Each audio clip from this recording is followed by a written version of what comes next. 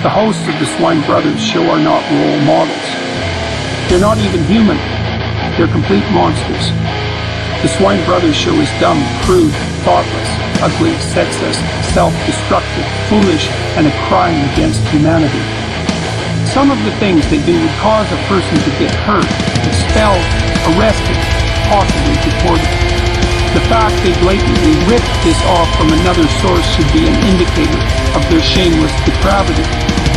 This extreme in bad taste will offend anyone with a working brain, so listener discretion is advised. If you're still here, welcome to the sewer of the internet.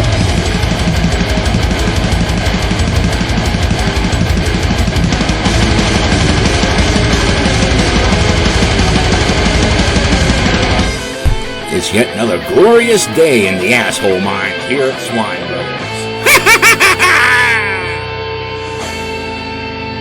Hello and welcome to the Swine Brothers Show, episode 192. You can get in contact with us at Cosmicgodsdie@gmail.com is the email, and Facebook is still Swine Brothers, although, again, I still don't have access to that. I'm your host, Elliot Lindemood. I am Jim, the Seeing Eye Mutant, and boy, oh boy, do we have a special guest here today. Special guest, the frontman and sometime drummer for Deceased on October 31, King Fowley. Also, before we get on with this interview, let's go on and say share the fuck out of this video because we suck at self-promotion. Anyways. Like, comment, subscribe, share, and by the way, really quick, thank you to Brandon Corsair for helping us with getting this facilitated. That's right. Without any further ado, take it away, guys. King Fowley of Deceased October 31, all around, I think, underground legend. How you doing? Hey, cheers. Thanks a lot. Hey, it's good to be here, guys. Thanks for having me, man. Not a problem at all. I want to start with one question.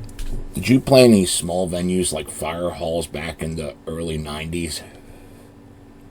Back here in Greensburg, that is. Yeah? Possibly. Let me think. I think so. I mean, we're still playing fire halls to this day. Okay. We play most anywhere, but yeah, it's possible. Yeah, probably. I might have seen you live if you came out this way then, because there are a lot of bands I forget the damn name of. I was a teenager on drugs, so. No worries. I was there too back in the day. Sure. Oh yeah. Yeah, we've played everywhere and anywhere. We've had a lot of crazy shows over the years.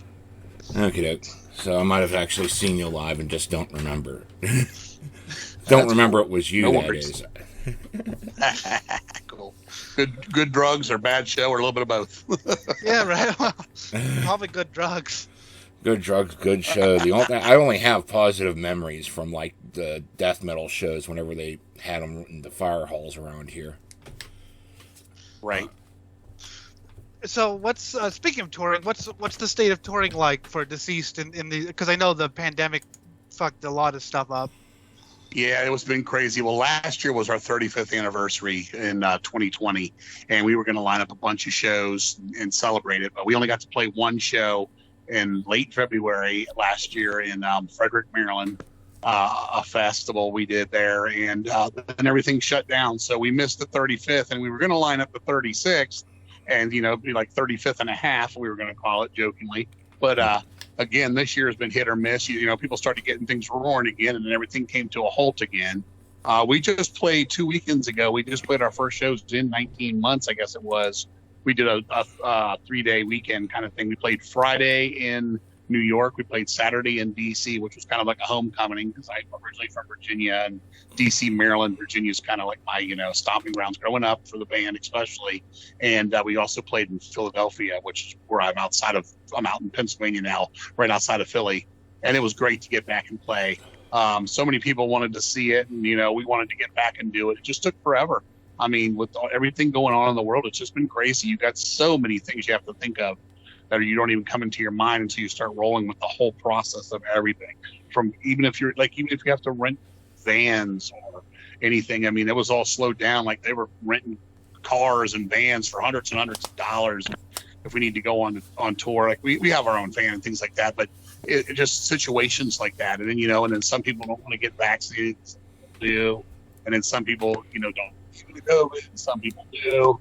and you had to deal with all that. And then in DC, we actually sold out the place, and I was trying to get people, make my guest list a little bit bigger, trying to get more folks through the door, and it's just been crazy. But yeah, we did those 3 shows. We're going to do 3 more in Texas in November for this year, and then we're going to kind of just wait it out through this one more winter here and get settled for next year. And we're definitely going to, if it stays, it gets better as in the next few months, for the better for a good long time, and doesn't just keep taking 2 steps forward and 3 steps back. We should be out doing a bunch of stuff next year. That's the plan. But as for now, November, we're in Texas and Austin, and we're in San Antonio and Houston. And if you do wind up playing Los Angeles, California, you bet I'll be there. All right. Yeah. Well, no, we definitely plan to come out that way. It's been a while since West Coast. There was talk of us playing the Decibel Fest later this year, but they got caught up in stuff and everything they tried to do and all that stuff. So there's a good chance we may play the Decibel Fest next year, or we may just do a tour. We might do both out that way. We're hoping to do a full U.S. tour here. That was the plan last year. So it's been too long since we've been full West Coast. We were actually out in Seattle and Portland about 2 years ago, but we didn't get down to California that time. Yeah, last year the Decibel Fest was all virtual, which is, streams, I don't so much mind streams. They just don't feel like a concert. They feel like you're listening to like a radio session, which is cool, but it's a different vibe. I totally agree. Absolutely. Yeah, we need to get out there and it's got to be in the faces of the people for sure. Yeah, you gotta be pummeled by the sound. Right on. Oh yeah. You go ahead and figure out what you wanted to say, because I was trying to think of things. Well, Jim is of course a zombie, so. Yeah. Hey, no worries. I worked third shift. I took like a 3-hour nap before this, so it's like, okay, time for energy drinks, coffee, and tea. Cool. Hey, no worries, man. As they come up, just say them and I'll answer them. Yep. So your Deceased is also not in October 31, of course, not just known for, in my opinion, fantastic music. And I'm just saying that everyone on the show knows I love Deceased. You're also known for your great covers and covering bands that not everyone knows. For example, the Rotten to the Core Part 2 CD, which I have right here, has a Lethal Aggression cover, which made me very happy. Hey, cool. How'd you know it? Well, random, just people, and I talk to a lot of people, in the older scene. And hey, if you like crossover, you gotta hear Lethal Aggression. And October 31 did a Demon Flight cover, which is a band from LA. Yeah, that was actually a band that was made up on the spot to be included on the Metal Massacre one. They weren't even really a band. It was guys in the Metal Blade offices. They got together. Hey, you play guitar. Hey, I do this. Let's get some medieval ideas. And it was such a fun. Well, that tune's great from Metal Massacre. They did the little mini EP. Yeah, it was good. It was better than some bands that have been going quite some time. Yes, and well, that Metal Massacre 31 album it's as the name implies, it's all music from Metal Massacre. There's Titanic on there, which I personally think your cover is a little bit better than the original Awakening, but. Hey, well, thank you. I always like some of those deeper cuts on those things, Yes. Some of those bands that we didn't even get to do. There's so many. But Metal Massacre, like in the liner notes I did for it, it was just everything to me, because back then money was even scarcer than hell, and all I could do was buy these records. If I could buy a record and hear 10 new bands, and it was cool, as at least for the first, I would say, pretty much positively the first 6, everything on it was great. Every song was good, at least. So many really good ones and classics, and then some just good, but it was all quality stuff. 7 was pretty much almost there too, a little bit let up, and then from 8 on it was more miss than hit, and it was what it was. But those years of just learning, God, you got all those bands: Slayer, Lizzie Borden, Fates Warning, Voivod. They were all there. Metal Church, all that stuff came from their Warlord, Bitch. Just all, that's the stuff I grew up with. The Metal Blade Cat. Back then, their catalog was so good. It took them a long time to put out a misfire. Jim's a lot older than I am, and I'm, just a kid. As in most of my collection back in the day were like bootleg cassettes I just took off of friends, and half of those were copies of copies of copies. So hey, he still whatever finds. it takes to get that music, man. I mean, that's how it was with demo trading. Yep. Couldn't buy every demo, but I can sure, put them on 90-minute tapes and trade with a bunch of people. Next thing you know, I got 3-4 new demos on one 90-minute tape, and you get 3 or 4 of those, and all of a sudden you got 12 demos, and you're just having a blast. I mean, how music is music, however you can get hold of it. That's the way I look at it. Exactly. Yep. But so for me, of course, I wasn't around in that era, but I do have a lot of those, because I love metal. So of course, nowadays the internet's unfortunately, fortunately and unfortunately, it's made people can look up new bands easier, but a lot of them just don't.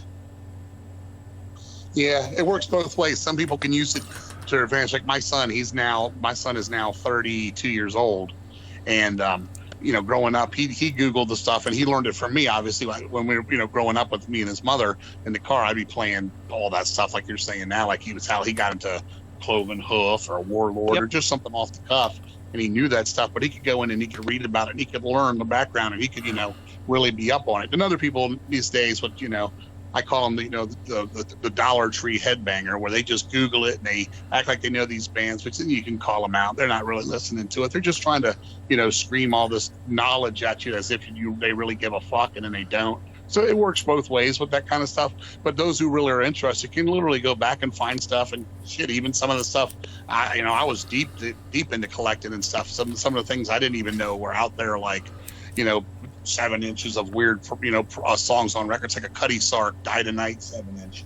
Never saw it back in the day. Then, Discogs comes up a few years ago, and I'm like, man, they did a 7-inch for Die Tonight? I never knew that. We covered that with my other band, Doomstone. We did a cover of that years ago, and I was just like, wow, that's one of my all-time favorite tunes. And I was like, wow, there's a 7-inch out there? So, everybody doesn't get everything, no matter who says they do.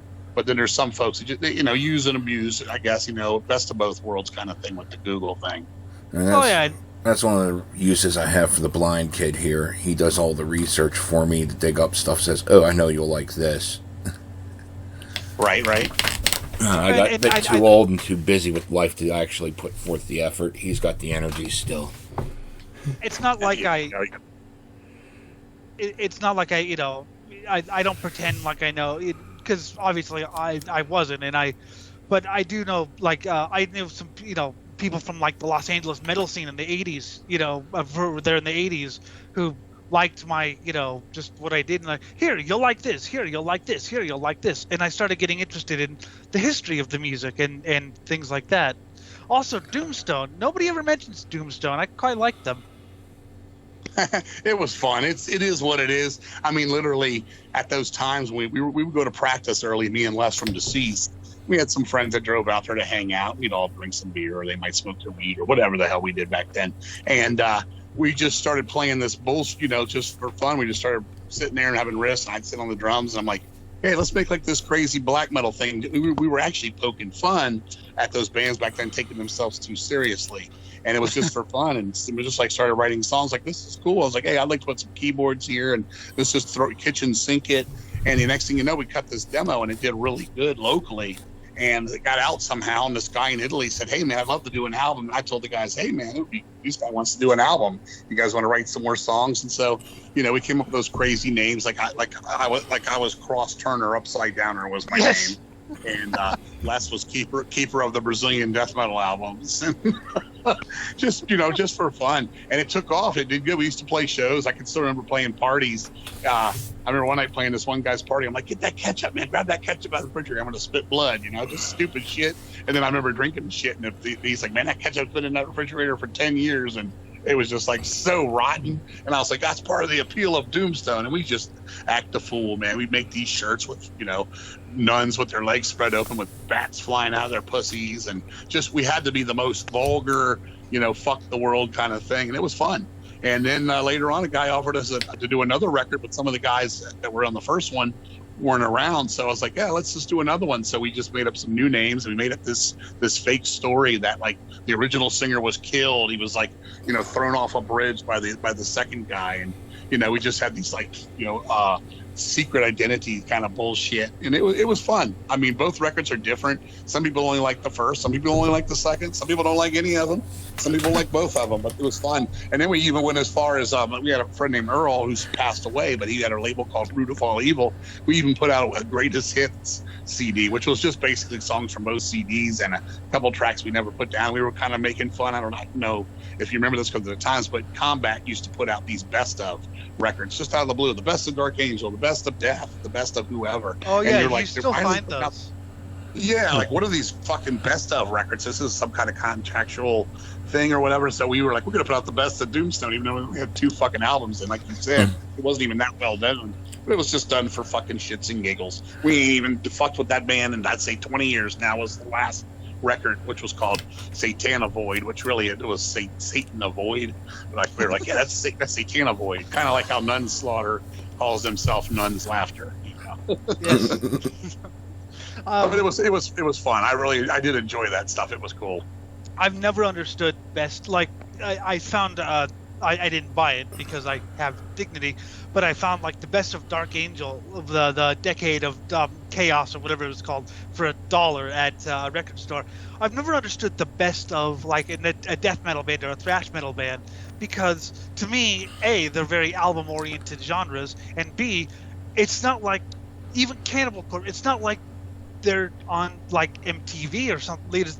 It's not like they're a pop band where you just buy the hits. You just I only want no this radio, song. Exactly, there's no radio hits. They may have had a song that the video or something, but yeah, exactly. And that's why I never understood. That's why when we did the Doomstone, yeah, man, it's like our greatest hits package. I'm just fucking laughing the whole time, like. It's not like it's anything greatest about it. It's just shits and giggles, I think it was just literally to fill out contracts for a lot of those bands, finish off contracts. Or Roadrunner trying to get money from bands they already dropped. Right. But I had a little noise band. I think we did like 1 minute of demo. Anyway, we called ourselves Fucked Up Society because we wanted the stupidest name ever. And something I wanted to do was make like 30 tapes and call it the best of Fucked Up Society, which is just the 1 minute noise thing. It's the best of a band with. Yeah. Oh hell! I'm just remembering back. Hilarious. I was remembering back in the day. It was our band was mostly just an excuse to get together and do drugs. Everyone was a guitarist or bassist. No one wanted to be the drummer. So right. We pretty much just sat there jammed out, but we had this fully thought out mythos that was akin to like what Gwar put out for their mythos. Like I started off as the first human ever born from the apes, then I was abducted by aliens, then all this crazy shit happened, I got involved with this cracked out space religion, crashed into Earth again after on some sort of weird jihad where we were just blowing up planets for fun. You put more time into the story than the music, right? Yeah, more... You can see where it's just trailing off into here. It's like, and then we made Atlantis fly, and that's how we did our shows. That never came to be, but. Well, that's yeah. Let me know when it gets on Broadway. One of these days, you're going to play a note. But the reason I wanted to bring up the cover album, because of course it was announced couple days ago, Deceased has a new covers album. Deceased is, I think, the only band that I actually really love collecting covers albums because, well, they're just good. Unlike a certain other band I could mention who don't make good covers. It's all thrash covers, and it's not just the usual thrash. There's stuff from great bands that people. Whiplash is on there. Well, Whiplash had to be on there. That's my all-time favorite thrash record, Power and Pain. That's the perfect thrash record to me. But no, it was Thrash Times at Ridgemont High. One of my all-time favorite movies ever made is Fast Times at Ridgemont High. And back we were writing Fearless Undead Machines, 96, 97. I was just, I was like, hey, we're going to put all this in there. And I was like, there was a lot of thrash going on. And I'm just thinking to myself, man, I love thrash. I was like, one day we got to do some thrash, like a cover record and stuff. We hadn't even done the punk records at the time yet, like Rod to the Core 1 or 2, obviously. And I just had this in my mind forever, and it just never, it never came up to tuition for so long. And then when it did, it was just like just COVID. That's the only thing we got good out of it. We got to record Rotten to the Core 2. We got to do this. it was something to get together without having to, you know, go on tour and all this other shit. And we could finally take some time and learn this stuff. And yeah, I mean, there's so many. I mean, I've had people in the last few days like, man, you could have done this and that. And where's Slayer? And where's, I'm like, look, we've already covered Slayer songs all over the place. You've already covered Slayer. We've done Kreator, we've done Sodom, a lot of these speed thrash, whatever you want to call them, things. We've done so many of them over the years. And I was just like, you know, yeah, the only thing that's really going to be a repeat of anything older we do is Voivod, because that's our favorite underground band, mine for sure. And that Thrashing Rage, I'm like, well, goddamn, that's got to be on the goddamn, you know, Thrash Times. Oh, yes. And then we're digging into just, you know, records we loved. Artillery, Fear of Tomorrow, one of our favorite records of '85. Like I said, Power and Pain, my favorite thrash record ever. Blessed Death, Destined for Extinction stuff. Hell, I remember seeing them open for Age of Steel back in the day. I hadn't even heard of them yet. They came out as co-headliner. I was like, these motherfuckers are killer. And then just other country stuff. Stone was just a cool band from Finland. Cyclone from Belgium. Darkness from Germany. I wanted to have some German stuff. I mean, Germans are, you know, some of the best thrash attack there is. And I was like, Violent Force or Iron Angel, where do I want to go? And I just thought Darkness, just to throw it off a little bit. You know, it didn't have to be, wasn't going to be Hallowades or, you know, Pleasure to Kill or just what you expect. I mean, we've done all that stuff. We've done our Fight Till Death covers. We've done our Tormentor, Kreator, and et cetera. So I wanted to mix it up a little bit. You know, that's what it was all about. That's why I hated thrash groups on like Facebook, because it was Big Four, Big Four, Big Four. And if they ban discussion of the Big Four, which they do because it just get flooded, then it's Kreator and Sodom. Look, I love Sodom and I love Kreator. They're two of my favorite bands, but it's like there's a whole world of thrash bands that never get mentioned. As you said, Exactly. Darkness from Germany. I mean, there's so many more we could have done. I mean, like I said, you know, the Violent Forces, you know, there's Blood Feet. I mean, we thought so many songs. Blood Feet are good buddies of ours here on the East Coast, and Aggression from Canada was another one, and Poison West Germany. You could just sit here and go on and on and on and on. And there'll be other volumes, you know. I was telling the guys, maybe this is the freshman release, and then we'll do the sophomore, you know, et cetera, one day. Who knows? But yeah, we're definitely, I could say this, I'm definitely, we've done enough cover songs for a while. It's time to get to the next real record. I mean, we covered so many songs here in the last year. I mean, we learned like 25 cover songs, from The Clash to Cyclone to, like you said, Lethal Aggression. Yeah. We're just all over the fucking spectrum. And it was fun. It was fun. And one thing I do like about that is you get to get a little bit of taste of everything, how they would play it, the ways of the world. I mean, London Calling Clash is not a lot of things in the deceased world of songwriting for our own material, but it's something that we grew up with, kind of thing. Like on the first one, we did the Sex Pistols and the Ramones and, you know, the Plasmatics and things like that. It's just there. And then with the thrash stuff, it's just to remember the times and the energy of those bands, what they lived on. That stuff is, most of it's so primitive, and, you know, the drumming's sloppy and the leads are, you know, fucking wanky. We're all in our teens. Most of those bands were too then. Yep. Maybe not Whiplash, because Tony was obviously older than a lot of people, but stuff like Sacrifice, like Torment and Fire is an immature band with just a cool fucking, you know, let's just fucking load it up and blast it out. And that's kind of what that was going for on the record. And I'm very proud of the Thrash Times record. I love the sound. I love the attack. I didn't want to take it to crappy cover territory. I know when you were saying about bands that do shitty covers, I know you were talking about 6 Feet Under. Yes. And that's absolute horse shit. I never want to hear Back in Black with gurgly vocals or metal on metal or any of that shit. There's a thing. So how I challenged myself with this was not so much that, it was not to match or, you know, steal what these guys did, but give it my thing, but still include their thing. It wasn't like we're going to just, you know, gurgle through it kind of thing. Like, for example, the Blessed Death, I made sure I hit all those fucking high notes. And Larry Portelli, I mean, there's one on there. I timed it before I did. I said, this fucking scream is 12 fucking seconds, solid 12 seconds. And I did it, and I cut it, and I had the song there on the tape player. And I said, yeah, can I hear back what I did? I said, I don't know. I think I might have got it. And then he played it back. I said, yeah. I said, no, let me hear my version. He said, that was your version. I said, well, if I thought it was the Blessed Death scream and it's that good, leave it. Mm-hmm. So I was happy with that, you know, just doing that, just challenging myself like that. And the guys just learning all the stuff. I mean, there was some kind of technical stuff on there. The Stone tune's pretty technical. Artillery's a little technical. And then you got that primitiveness of again, like Sacrifice or Darkness is just simple. Then you got the craziness of Bulldozer or something like that. It just seemed so, it was fun. It was natural. It felt so good. And it was something to like get that out of the system of deceased because it's been sitting in there for literally 25 fucking years, to do it. You were talking about screaming, and I was listening to your Evil Side of Religion demo because I love that demo, and you did like a 20-second long scream. It was awesome. I love that demo too. That was crazy. We literally did that demo for we gave a guy $20 and a case of beer. He had an 8-track Fostex, which was one of those little things, and one of the tracks didn't work, so we had 7 tracks.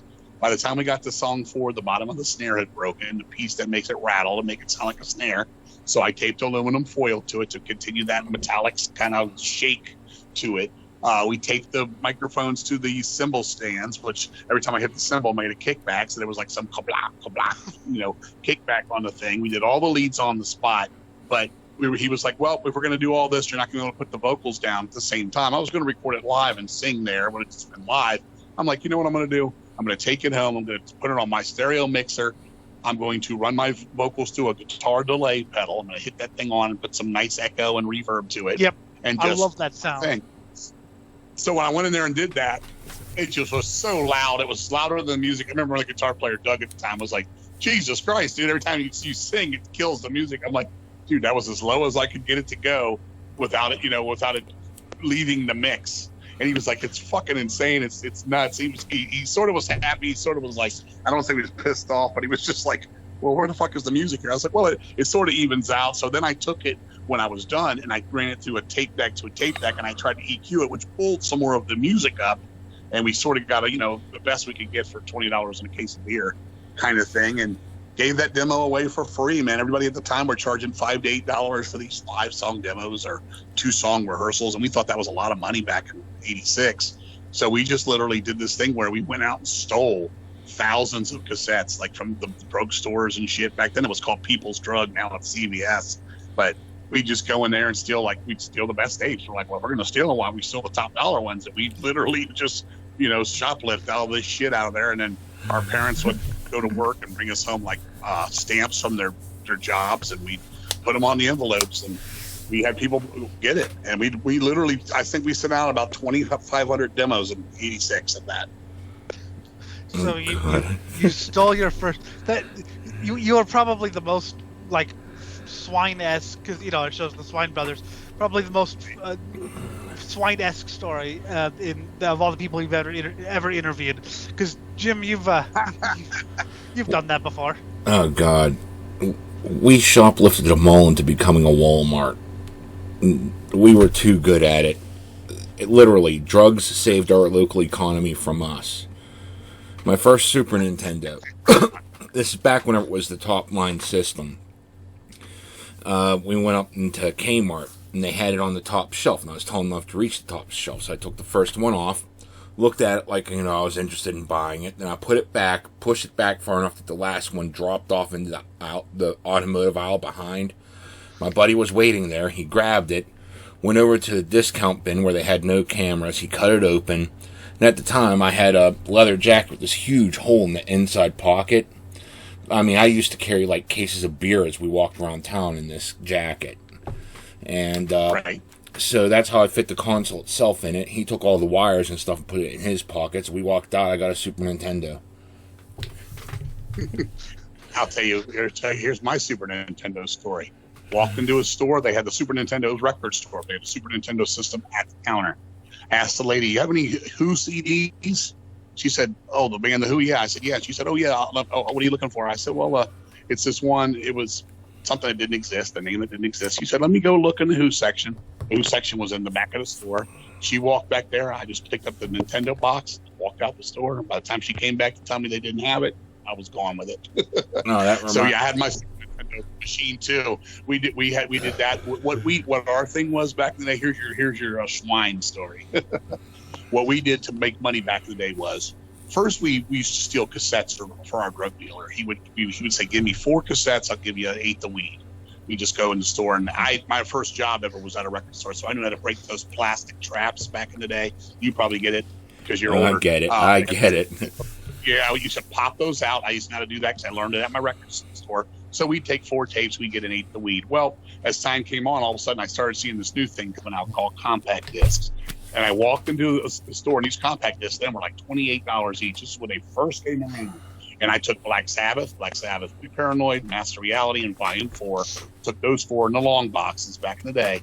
And the place we used to go to do weed, where we just got, literally the guy would give us like $2 for the cassette, so we'd make nothing off those, $10 for 5 tapes or something stupid like that. I walked in, I said, what do you give me for these? Because I know these things are like $30 each. He's like, well, where'd you get them? I said, my grandfather got them for me for Christmas and fucking or whatever. I don't know where I said, but I was like, yeah, I don't want these. And they were brand new. They still have the price tags and everything. He goes, well, shit, man, I bet if I give you like $7 a piece on this, killer. So I looked at the guys and I said, I just made $28 fucking dollars. I said, fuck those tapes. Let's start stealing CDs. So for the next 10 years, that's all we did. We're CDers. And we went on routes. To like 10 stores a day for the next, I'm not even kidding you, for 10 fucking years. And there was days you could make $1,000. We'd just go and come back with, fucking 100, 150 CDs each. And we just go in sweatpants and, and the tighty whities with the tight little strap on them. We do that shit. This was me in my terrible fucking teen days in my early 20s and all that shit. We did that shit forever. I have a book I did, and I talk about it in the book. It's just what it was. Long removed now. I mean, I'm 25 years. Yeah. But maybe more, 30. But it was crazy as shit. And there was a group of us, man. And I tell you what, in all the days, man, very rarely did anybody catch on, even when they got the alarms. And the craziest part of it all was, over time, the stores we'd trade into knew what we were doing, and they would tell us which ones to get, which ones were worth the most. I mean, any time you could go in there, and there used to be the ones that had the double CDs in them in the long boxes, like Pink Floyd The Wall was one, or like Who Quadrophenia. I think that shit I could sit there and go all day. Even had the ZZ Top 6-pack was a CD. It had 6 of them, which had 3 CDs in it. And so it took off basically what I'm saying is it took up the least amount of space, but you got the most kickback cash-wise on that shit. But we would do that stuff, and I used to have a fax machine when I was doing my old metal records, and they would literally fax me the new releases. Like we could take, like I remember when Black Album, Metallica came out, we could take 150 of these at $7 a piece, and they would do that. And then when the alarms came along, with where the shit would ring the bell if you went out without taking the alarms off, they would give us these things to disengage them, or we would just get cutters, like just box cutters, and cut them. And then they'd be like, well, we can use these, but don't cut the case, because you're going to put a big, basically scratch marks around it, and people know it's stolen. And you see where they cut the alarms. But we did that forever, man. That was hard shit. I mean, that was less than the day. It was crazy. I'm not proud of it now. I mean, we did what we had to do. I mean, I was the fucking crazy motherfucker. I didn't want to have a job. I wanted to play heavy metal and be able to go. So that's what we did to survive. There was about 10 of us for sure, man. Not the closest we got to doing anything like, we didn't do anything in bulk consistently, but the one time they had the Game Genies on one of those pyramid kind of displays where they had like a shit ton of them right out in front of the store. It was a hot new item, and I was the decoy. I lured the person into the back while my buddy just went up, grabbed an armful of them straight off the stand, let it collapse, and ran out of the fucking mall. Later, we came back with some of the money that he had stolen from his Boy Scout troop. That's another story. Yeah, we're all good people in our day, aren't we? I mean, honestly, I'm older now. I'm not looking at it smiling. Oh, yeah. Really, I mean, it's just what we did then, honestly. It's the truth. It's what we did. I mean, we were crazy motherfuckers. We'd sit there all day, and on top of this, while we're driving around doing all this shit, we're going out of state. We'd go to Maryland, we'd go to Pennsylvania. Back then, this is when I lived in Virginia. We'd have routes. We'd call them routes where we know our stores. We're going to this mall and that mall and this mall. We do all this shit, but a lot of the times we'd be driving in cars with no clutches, where you come to a light, you literally have to get the guy sitting next to me get out to push the car to get it to go 2 or 3 miles an hour so I could pop the clutch and go. Or we'd have cars with no brakes. I mean, most of the time none of us had a driver's license. I mean, that's where we were. That's how we were when we were younger. It was wild times, man. It really was. Well, a friend of mine, he wants to do a comic book about those days, put the stories in there in a comic book. I was like, go ahead, man. I don't give a fuck. That sounds awesome. I mean, this kid here talked me into writing an autobiography. So he's like, dude, your stories are like, it's like you lived like 7 different lives and blah, blah, blah. He's done so much without leaving his little corner of the state. I've done a lot, but that ended when my best friend got killed. Was like, oh yeah, now I'm, it's getting serious. And Yeah, I felt my daughter kick for the first time, and it's like, oh God, I got to be responsible and set an example now. Unfortunately, I haven't read your book because it's very limited edition. It is not in ebook, and I can't reprint. Of course, if Jim would do the audiobook, that would be fantastic. No, but the I have read your Raising Hell and Extremity Retained, and you have a bunch of stories. And I used to be friends with you, or at least know you on Facebook before. I posted something that Facebook didn't like, a metal cover with really gory album cover, and they said, "Oh, this violates community standards. We want to see your ID." That was September 1st of last year, and they still haven't gotten back to me. That's why I had to go through someone else to facilitate the interview. Right. Otherwise, they just would have asked you. Well, my book, so you're okay. How do you read my emails? Does it say them to you? Yeah, I have a screen reader. Yeah, if it's on computer text, he can read it. Okay. Well, let me put it to you this way. I can send you my book in a PDF file. You can just read it like that. I have the whole thing. I'll gladly send it to your email when you get off the phone. That would be amazing. But what I was going to say is what I like about your stories is I read a book by Dave Mustaine. I know you're not a big fan of Megadeth. No, I'm not. But I read the book too. I read everything, music, good, bad, or otherwise. I read it. The problem I have with Mustaine's book, because he was all, "I'm not proud of what I've done." He was almost apologizing for it, but then he would tell it. And the way I like your stories is, yeah, you say like, yeah, we were kids, but you don't sit there and go, well, I'm not, I kind of get you're, maybe not proud of, some of the things, but you're like, here's what happened. We were young. Oh yeah, I mean it's life. I mean, life's a lesson. You only learn as you go. No matter how many times someone tells you fire burns, every motherfucker seems to put his hand in it and find out for themselves, even though they know 10,000 people have told them fire burns, and you're doing it yourself. Damn, that shit does burn. So that's the whole story of my book, is the life lesson. But no, badly empty. I'd love for you to read it. Yeah, and like with Facebook and all that bullshit. I mean, that's the fucking ways of the world now, man. Everything is just so sissy, pussified. The pussification of planet Earth is terrible. Like all this shit on there, you can't do nothing. I mean, they fucking gave me hell. I put a picture of the plasmatics up, and you might have seen Wendy's pussy lip coming out of the fucking underwear or something, a little bit, like a hair. And they were like, "Oh my god, this is against community standards." And then all this other shit I see, I'm like, this motherfucker here. I think they pick and choose. And I did get a write back one time. They were saying you have a lot of, there's a lot of people coming through here. You have a lot of folks coming through here reading it as if I was like some, cult leader or some horse shit. I was like, I just told the guy, I said, look, if you're not gonna let me be myself, then why the fuck am I even here? Yeah. Mm-hmm. It's not like I'm fucking I'm not bothering. I mean, literally what I was doing was nothing. I think it was literally a plasmatics picture with her in her undies. That's why I switched to. That's why I switched to Discord, and joined some servers, because Discord's a lot freer. I mean, depending on the mods, some mods, but that's why I joined Discord. And I'm still trying to get back onto Facebook, because it makes getting it and staying in touch with people. I mean, I'd like to, stay in touch with people, but it's hard if because Facebook's the main. I heard a story, and there's a lot of your stories are like they're like internet legends, like did he really drink motor oil or something like that? I did drink I drank a full quart of motor oil. Then Dan Loeffler was next to me, and it was gone. And he took the quart when it was gone, and he put it up to his lips, and the black on the top of the mouthpiece, and not the mouthpiece, but it was the mouthpiece. He drank it. He touched his lips with the circle, and he said he drank it too. But I said, hey man, I love you, Dan, but you didn't drink that shit. I was like, that shit's gone. I was just out of my mind. And I told the story years later at an apartment at a party, and these people were like, bullshit, you didn't do it, you'd be dead. I'm like, motherfucker, I didn't even get sick from it. And I was like, if you can produce a quart, I'll do it again now. Well, we were in somebody's apartment. They didn't have any motor oil on the premises, so they brought out Wesson oil, cooking oil, and I drank that, and that gave me the fucking shits like the devil, man. And I told them, they were like, oh, and I was like, yeah. I mean, people know me. The people that grew up with me seen it. They know it. They were there, or they know it. I mean, it was, some of that shit was insane shit. I mean, I've always been that kind of guy. When I did drugs, I would like do hundreds of lines of cocaine a night. I wouldn't just do 2 or 3 or when I needed one every pump every couple of hours. I just go insane. That's what it was. And that's why I had to quit drugs in my teens. I wouldn't have made it to 20. I mean, I was so fucked up, ECP, all that shit.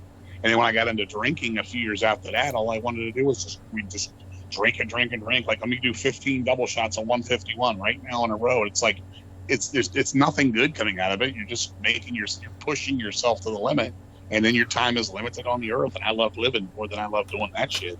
So I gave that. I've been drinking in 20 years. Next year will be 20 years, but I drank enough for 10 people during the time I drank. You know what I'm saying? It is what it is. I mean, you know, like, for example, You're talking about my stories being whatever. In that Raising Hell book, you're talking about every story in that book, and there's about 10 or 15 from me in that book. Yes. Moments in time. I swear to you, every fucking story, he wrote it down wrong. He does not complete it right. He'll change it at the end. Like, not even what I told him. I'm like, yeah, this happened and this happened, but it didn't like that. Where the fuck did he get this from? Because he had me on the phone for like 2 hours when he did the book. I mean, nice enough guy. I just don't know how he got the stories confused at the end of every story. I'm like, that's not how it ended. You know, and I've told a lot of those stories elsewhere, and it always ended the right, you know, the way it happened. And I was just like, what the hell does he do? Add his own endings to these stories? It was weird. I talked to some people who re-interview, obviously not the big bands, but I've talked to some of the other bands because, and yeah, they also said that some of the stories were, were changed slightly. That's one of the things, because I mean, I've lived a little bit, but I had about a couple of years of, as you said, drugs and alcohol, and I still get drunk every now and then. But Jim, what was your party trick, Jim? We had a giant beer bong, and I filled it to the brim with a half-gallon of Vladimir vodka, and that's how I started my parties. Half the time I'd collapse right on the damn makeshift table we had there. The other half the time, it was just the start, and I'd just sip a beer to keep the buzz going. And I'm completely hammered, just drooling on myself, if I was conscious, sort of. Right, you were in and out there. Yeah, I get you. That's the same thing with me. We just go and go and go, and we just pick up these games. What we like to do is we have this game, Chandeliers, which basically everybody takes a beer, they pour it in there, and all their cups to the top. Then you have a middle beer that's basically 2 beers, and you top it's not quarters, but you take a quarter, you bounce it in the cup, and there's 2 beers in that cup, and then you chug your beer, and the last one to finish their cup has to drink the 2 beer cup, and we just keep going and going and going until we're out of beer, until the night's over, until somebody passes out, and then if we run out of beer and we can't get any more, Virginia had a midnight ball, so you had to make sure you were strapped in before you have to drive to DC or Maryland, which had it until 1. If you ran out, we were fucked up. What we'd have to do is we'd like, oh man, all right, you're fucking still in here, so am I. You have to eat the ashtray if you fucking lose. You have to fucking. And in my house, we were playing at my house, my mom's house. We fucking had this. There was some green fucking thing that had been there 20 years, some kind of green food coloring water with all these fucking. It was just a knick-knack on the end of the table. And one night we were sitting there, and I was like, yeah, you gotta drink that motherfucker with all the dead mosquitoes and weird shit in it that's been there for 20 years.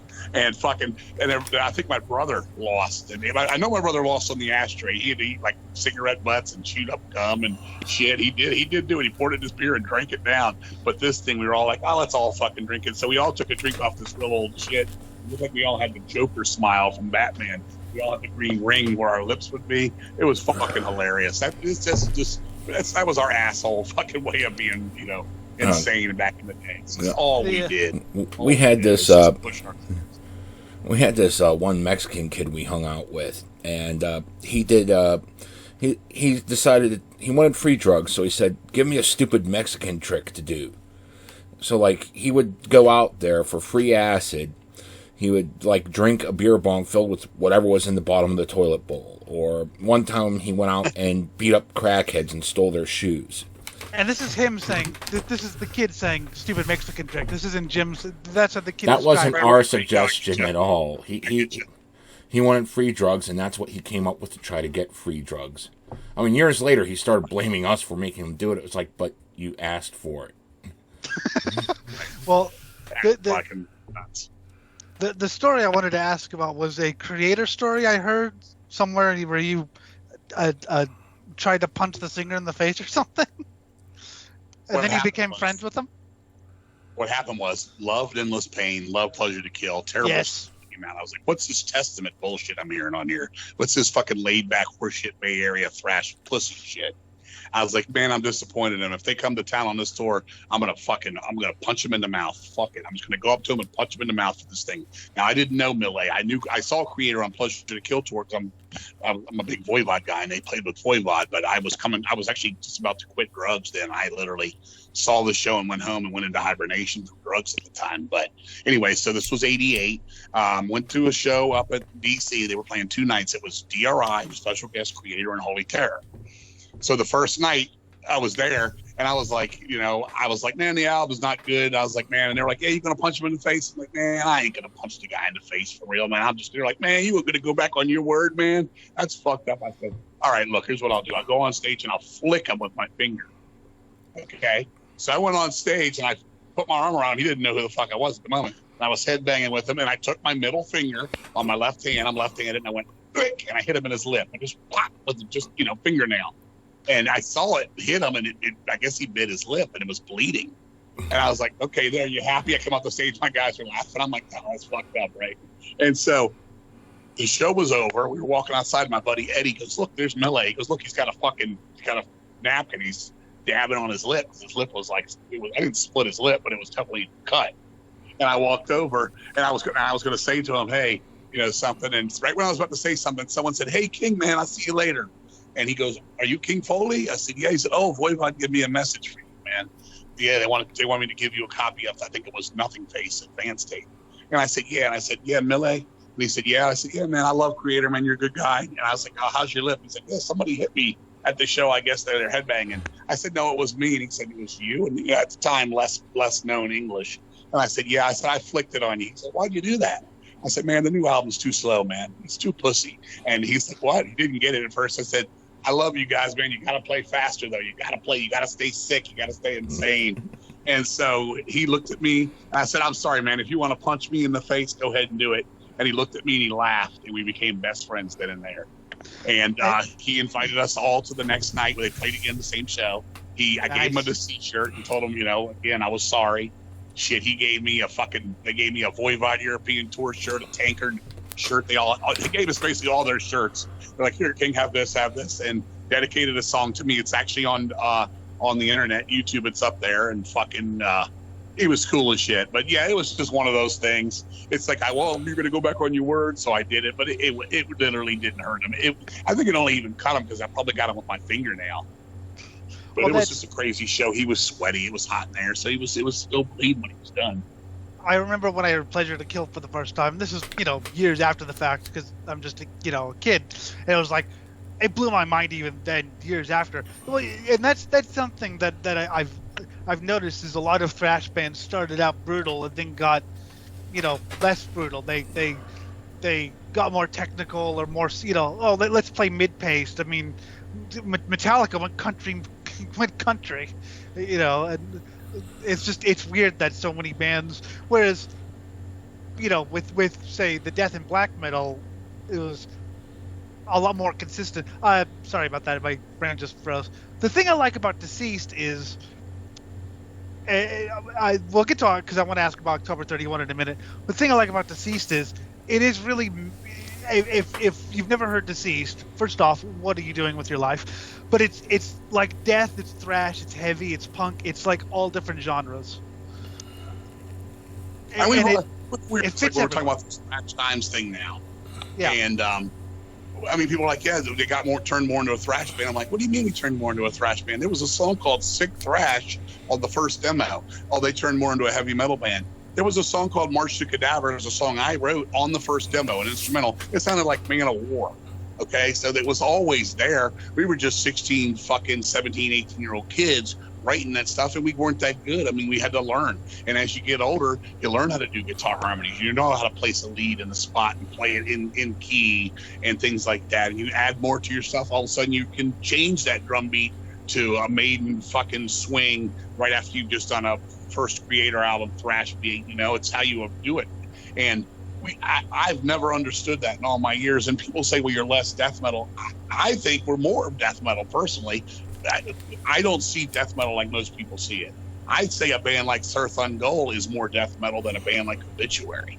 Obituary doesn't make me think of, doom and dread and things like that. And that's what death metal used to be. When I was growing up, here we go full circle. We talked about the first band we brought up of the day.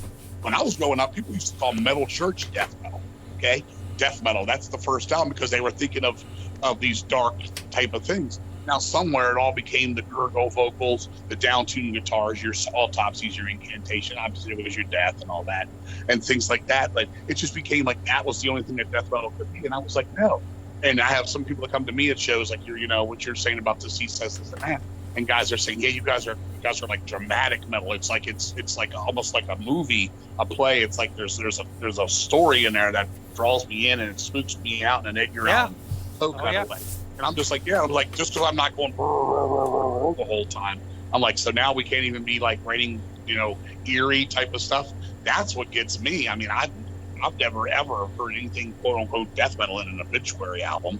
To me, people are like, what do you mean? Obituary is full blown death metal. I'm like, okay, maybe to you. To me, they're just down tuned with low gurgly vocals. It doesn't do anything for me. It just comes and goes. And that's just all opinions, things like that. But that's something I've always wondered about. It's like, oh yeah, you play this part here and blah blah blah blah blah, and this is death metal. I'm like, okay, you maybe not. I'm 50 fucking years old. I grew up with all this shit. It's different to me, I guess. I don't know. Oh, it's the same. I was reading an interview with the guy with Morgan from Marduk, and he was talking about how he sees black metal as not just what black not just a genre, but anything that's very like dark and satanic. So he says, yeah, to him, Merciful Fate's black metal because it has a certain atmosphere. I get. I mean, I grew up in the internet age, so but I could definitely see what you mean. But also, I mean, so I've been to death metal shows, and I love death metal. I saw Deicide, Disgorge, and Broken Hope, and some local bands. Great show, but. And it's not because the music was too evil for my ears, but if you have a bunch of extremely fast death metal, some of it kind of does tend to blend together. It would have been nice to have like a Deceased or like some sort of thrash band to a variety, right? Yeah, I like variety. I love gurgly death metal, but I also love Iron Maiden. Well, I can tell you this. Here's an example for us. A few years ago, I think it was 2014, we went to play Keep It True Festival, okay? And the bands on that year were Jagdpanzer, Sinner, bands like that. And it was all heavy metal, just pure heavy metal. Yep. And I thought we were definitely like heavier than anybody on that thing in a different type of way. And when we went on stage, the first thing I said into the microphone was, I don't sing like the guy from Halloween, okay? And we did our thing, and it was over. And when the show was over, I remember walking around. We had a good show. We finished we did a cover of black metal from Venom, and the crowd was singing. But I remember a girl coming up to me and going, "Man, you guys were great. You reminded me of like Venom." And I was like, "Really? Because of the black metal?" She goes, "No, just because you were like heavy." She's like, "I grew up. I went and saw bands like Acid and Saxon on a bill. There'd be Venom, and Venom would be this really heavy band." So she's like, "It was a good change of pace." So I said, "Cool." So anyway, we were doing a European tour. A week later, we were finishing up at the Neurotic Death Fest in, I guess where is that, in Holland or something? I can't even remember. Mm-hmm. But Netherlands. And we were on the bill with Pungent Stench and Terrorizer and fucking Massacre or whatever, all those down-tuned bands. And I'm thinking we're like the fucking Carpenters on this one. We're going to be the lightest band. But when we finish playing, I'm walking around again, and someone comes up and goes, "Hey, thank you for a change of pace. It was good to hear something with some melody and things like that." So you get what you get. And like when we were on the Relapse in the day, they used to say, "We don't know how to market you guys. We don't know if you're 1 minute you're Blasting, the next minute you're like Iron Maiden, the next minute you're like Judas Priest, the next minute you've got these leads like Merciful Fate. We don't know what to do." I'm like, "Why don't you just fucking call it Deceased and let be ourselves? Don't try to genreize us, just let us be us." Well, there's a band called Satan's Host that started out, well, I'm sure you've heard of them, started as power metal. I actually put their Metal from Hell out on CD. I was the original person to put it out on CD, yes. I do know Satan's Host with Tyrant from Jagdpanzer on vocals. Yeah, one of the best, in my opinion, one of the best heavy metal vocalists. Absolutely. And then they reformed as like a Black Death band, and now there's some weird version of like death, black, and power metal. I love what they're doing now because it's different, it's interesting, and it's like I said. Oh, there's death metal in it. There's black metal. There's Iron Maiden stuff. It's not just. I mean, like I said, I love, like I said, gurgly death metal. I love black metal, but every now and then wouldn't it be nice to have like a band that does something a little bit different? Speaking of heavy metal, October 31 is a band that I didn't actually know until a little bit later when I read on Facebook about the drummer for Crucifier saying that he lent you one of his drum kits or one of his drums, and it came back all chewed up. And I was like, that's awesome. Oh yeah. Kaz, yeah, dude, that's the thing. When I played drums for Deceased, and I played a very few shows on drums for October, we had a singer for a while when I wasn't singing. You got to kill the kit, man. You can't come out there and hit like Tinkerbell. You can't come out there and hit like Tinkerbell. Not in my world. I do that. Yeah, he let me borrow some shit, and I chopped it up pretty good. Well, that earned my respect, and I like Kaz. I haven't talked to him in a while because Facebook, unfortunately. But I love Kaz. I've known him forever. Yeah, he's a good band too. But anyway, so I looked up. So October 31. Nowadays, we're in the heavy metal revival, which has been going on for about 10 years, and there's some great bands in that. But you guys are doing different stuff. Came out in '97. There was no heavy metal revival. Actually, 95. We did a demo in '95. Oh, that's yeah. And if you want to know how that came about and everything, well, basically, okay, by then Deceased had been around 10 years, and I wanted to do more shows than we could do. So some of the guys in Deceased couldn't do a lot, so I was like, had this time on my hands. We'd done the Doomstone thing, and I was like, man, I'd like to do something. And I just had it in my mind. And then my phone rings one day, and I get this hillbilly on the phone, and I'm from Virginia, so I'm a hillbilly too, but he was more of a hillbilly. He was from Elkin, North Carolina. And then it says, I said, yeah, hello. He's like, hey, this is Brian Williams. I said, hey, what's up, man? He's like, yeah, I'm playing a band down here called Overlord, and we got this demo called Dahmer's Diner. And I was thinking to myself, okay, some more of that death metal kind of, sounds silly to me. Dahmer's Diner, okay. And he just starts talking. He's like, yeah, we'd like to do some shows with your band. I got your number from a mutual friend, and can you help us out? I was like, love to help you out, man. Maybe I can get you a show down here. We can get you a show down there. We'll trade off some shows. How far are you from me? 5 hours. Okay. So we just started talking, and more and more. And he didn't tell me what he was in the band or anything. I just, if he was a singer, guitar player, what. And then he just, started saying, yeah, we started some come up about something of the old school. And we started talking about Uriah Heep, Abominog album. And I was like, man, don't you miss those days? Those were some great records. And he was like, yeah, and he got real enthusiastic. And I was like, yeah, man, you into that really? I said, because I'm still playing my Michael Schenker group all the time and my Tony Martin Sabbath, blah, blah, blah, blah. And we just started getting on this subject. And I'm like, yeah, there's not a lot of good heavy metal anymore. It's like so many people have abandoned it, or they don't even call it heavy metal anymore. It's all Beavis and Butthead now, blah, blah, blah. And then I said, yeah. And he's like, yeah, well, I play guitar. And I said, oh, you're the guitar player? Okay. I said, well, yeah. Well, I'm the drummer, singer, and Deceased. He's like, okay, cool. And I said, well, shit, maybe sometime we can get together and jam and write something. He's like, yeah. And I was like, I'd like to just do something where I can just clean sing. And I said, or maybe we'll get a singer in here that can really sing, someone like a Rick Emmett from Triumph type of style or something. And I'll just play drums. And then I said, all right. And I said, well, shit, let's get together sometime, call me again. So a couple of weeks later, he calls me. He's like, hey, man, I got a guy that wants to play bass and a rhythm guitar player. I said, you want to play drums? And he said, you want to play drums? I said, yeah, man. I said, here, write a couple tunes. Come down, bring some riffs. We'll put it together down here. I said, learn a Warlord cover. Learn a Jag Panzer cover. And I gave him a few songs to learn. Lizzie Borden's in there, too. And he came down, and we were in my little basement. And we fucking wrote this demo. And we had a song called, our first song was Voyage to Infinity. We had Fire Awaits You. We had one called When Darkness Covers the Sun. We had the kind of up-tempo opener, the slow, heavy one, and then the kind of epic-y Hallowed Be Thy Name type of song. And then we also covered Child of the Damned from Warlord. So we recorded this demo. And when it was done, he was like, yeah, the bass player doesn't want to do it anymore. The rhythm guitar player, it's just you and me again. I said, that was fun, dude. I was like, let's send it around and see if anybody bites on it, see if anybody likes it. All these people were freaking out on it. Man, this is a much needed genre in America again, et cetera, et cetera. And somehow it got overseas too. And it was all over. And I had a good buddy, Jim Hunter, and he was in school, and I sent it to him. He said, man, if you ever need a bass player, man, I'm your guy. I'm going to be out of college here soon and coming back. And I said, yeah, you're the bass player, dude. When you get back, we were best of friends. He drew us a logo. I said, let's call it October 31. And I was like, we'll do it for Halloween, but we won't put the ST in there just to confuse people, like how bands like Def Leppard or, something like that have these weird play on words. I was like, we just won't put the ST. It'll read kind of like improper English. Yeah, October 31. I was like, how do I pronounce that? Is it 31? Is it, yeah.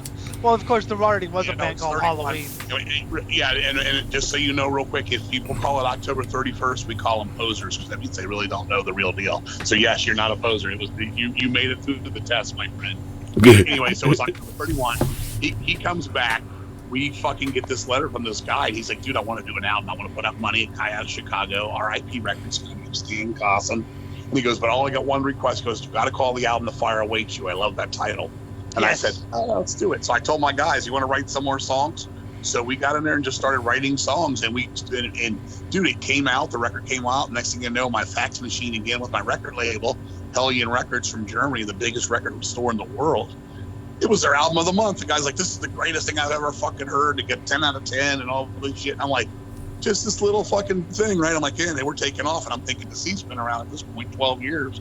And I'm thinking, man, look at this shit. Here goes October 31. And then 3 years later, we're signed to Metal Blade. We're playing at the fucking Bakken Festival in 2000. It was just so fucking weird, you know? And it just went a long way. And I ended up, we played a few shows with one guy singing for us. I played drums, the first shows we ever played. He wasn't a good singer, but he was a good, fun front man. It was fun. We did about 5 shows with him. Then we got another guy in that was a hell of a singer, like a tyrant kind of guy. And he did 2 shows, I think it was, with us. And then he didn't want to do it anymore. So I'm like, fuck. So we were getting ready to go to Vakken, and we had nobody to sing unless I was going to sing from the drum set like the Deceased. I said, I can't sing like this on the drum set. And I had sang on the records. At that point, we had 2 albums and 1 EP out. And so last minute, I had a friend named Dave, and I said, hey, man, you want to play drums for October 31 and go to Germany and play to fucking 30,000 people? He's like, yeah, man, let's do it. And then we practiced and practiced and practiced. And the first time I ever went out front and sang for any band was at that show in Vakken. And that was the first time he ever played drums for us live on stage. It was insane. And then the following year, after we did such a good show there, the guy that owned Vakken, the guy in charge, he's like, man, you were great, man. You were fun as shit. And yeah, you could come back anytime, man. We'd love to have you. I said, well, shit, I got another band called Deceased. How about we come back next year? He's like, you're on the bill. Count on it. So I went home, got a verification email from the guy. I told the guys in the seats, I said, but here's what I want to do. And they're like, what? I said, dude, I don't want to play drums and sing anymore. I want to just sing for Deceased. I want to get Dave to play drums for us, because he was a death metal drummer at heart. And we just kept it hush-hush, and then he joined. And the first time we ever did a live show with Deceased with me singing and him on drums again was Vakken a year later. Wow. Just literally like 10 days before 9/11. Damn. It was crazy. It was crazy as shit. And that's how all that came about with October 31. And we just wanted to write heavy metal stuff, and we still do it. You know, we're older now. We don't have as much time. Jim Hunter, our bass player, he's in a lot of bands. While Heaven Wept, he's in Twisted Tower Diary. He does like 5 cover bands. Brian's getting older. His health isn't great, our guitar player. And we did a show, I think 3 months ago now. Was actually my first show back from COVID with anybody was October 31, and we played a packed house in North Carolina. And it's always fun to do. It's less stressful than Deceased, because Deceased is very serious and full on. This thing we lay back, we have fun with it. Our live shows are ridiculous. I still wish I wasn't singing out front though. I'm not the world's greatest singer. I have fun with it. I'm a fun front man, but as far as vocals go, I'm a 4 tops to me out of 10. But people enjoy it. We had fun that night, and we'll continue to do it as long as we can, as long as Brian's health can hold up and stuff with that band. But it's been a good ride, man. Is that why you kind of stopped? Because I'm sort of I'm not a drummer. I have no musical talent, but I love drums and I love the patterns, and that's one thing I always focus on in metal. Not just the riffs, not just the vocals, but the drums. Is that why you sort of stopped drumming and singing? I know you still write all the drum parts, but you just wanted to be out front and be more of a front man rather than just, you know. I don't know if I'm sure you know this. I had a stroke in 2004. Yeah. Hey, did you know that? Okay. Well, it was amazing how. Okay, yeah. In my left side of my body is tore up from it. Now I'm left-handed. So basically, to play drums and sing live for, say, Deceased, it would be a motherfucker. My pinky and my next finger over on my left hand are really fucked up. So especially math stuff, it's hard to do. Like when we write the stuff, I could sit in the band room and be like, this is what we're gonna do, and this is how it's gonna be, and then Dave would record it. And then on Surreal Overdose in 2011, I wanted to prove I could still do it if I needed to do it, so I went and did it. I mean, I literally recorded the entire drum tracks from that record in 6 hours because I told the guy, I can't come back tomorrow and start doing more. I said, my shit's going to be fucked up for 2 weeks after I do this. If I go bowling or if I dribble the basketball too much, even to this day, and it was almost 17 years ago when that shit happened, yeah, I'm still fucked up from it. It's just nerve damage just there. Holy shit. So that is what it is. I've thought about this. I'd love to play drums, heavy metal drums, for a band again and just have somebody sing out there. I think I could still pull off the Iron Maiden type of shit easily. But if you're asking me to do this crazy blast and all that shit, that's far fetched. I did do 2 shows in 2000. I think it was 11 or 12 when our drummer at the time, Eric, was sick. We played a show and he couldn't go last minute. He was sick. We were there. And I said, fuck it. I still know the parts. Let's do it. And I didn't know what to expect, but I made it through it. And then a week later, he was still sick, and I did it again. But it wasn't the same as it could have been if I had never had the stroke. So that's pretty much why I don't go out there and do it. But I wouldn't mind possibly going back out and playing drums for somebody. Just some kind of heavy metal shit, simple Judas Priest, Iron Maiden type of shit. And the whole thing, because Swine Brothers is an interesting show. We talk about metal, but a lot of it's just telling stories, and a lot of it's just life. It's kind of a life lesson show, but like less preachy than it sounds. And so that I think those stories are actually very fitting for the show. What do you think, Jim? Oh yeah, I mean, like you said, pretty much instead of saying don't do drugs, it's like we know you're gonna do them, just don't kill yourself. Yeah, that's pretty much our advice. I never preached to nobody.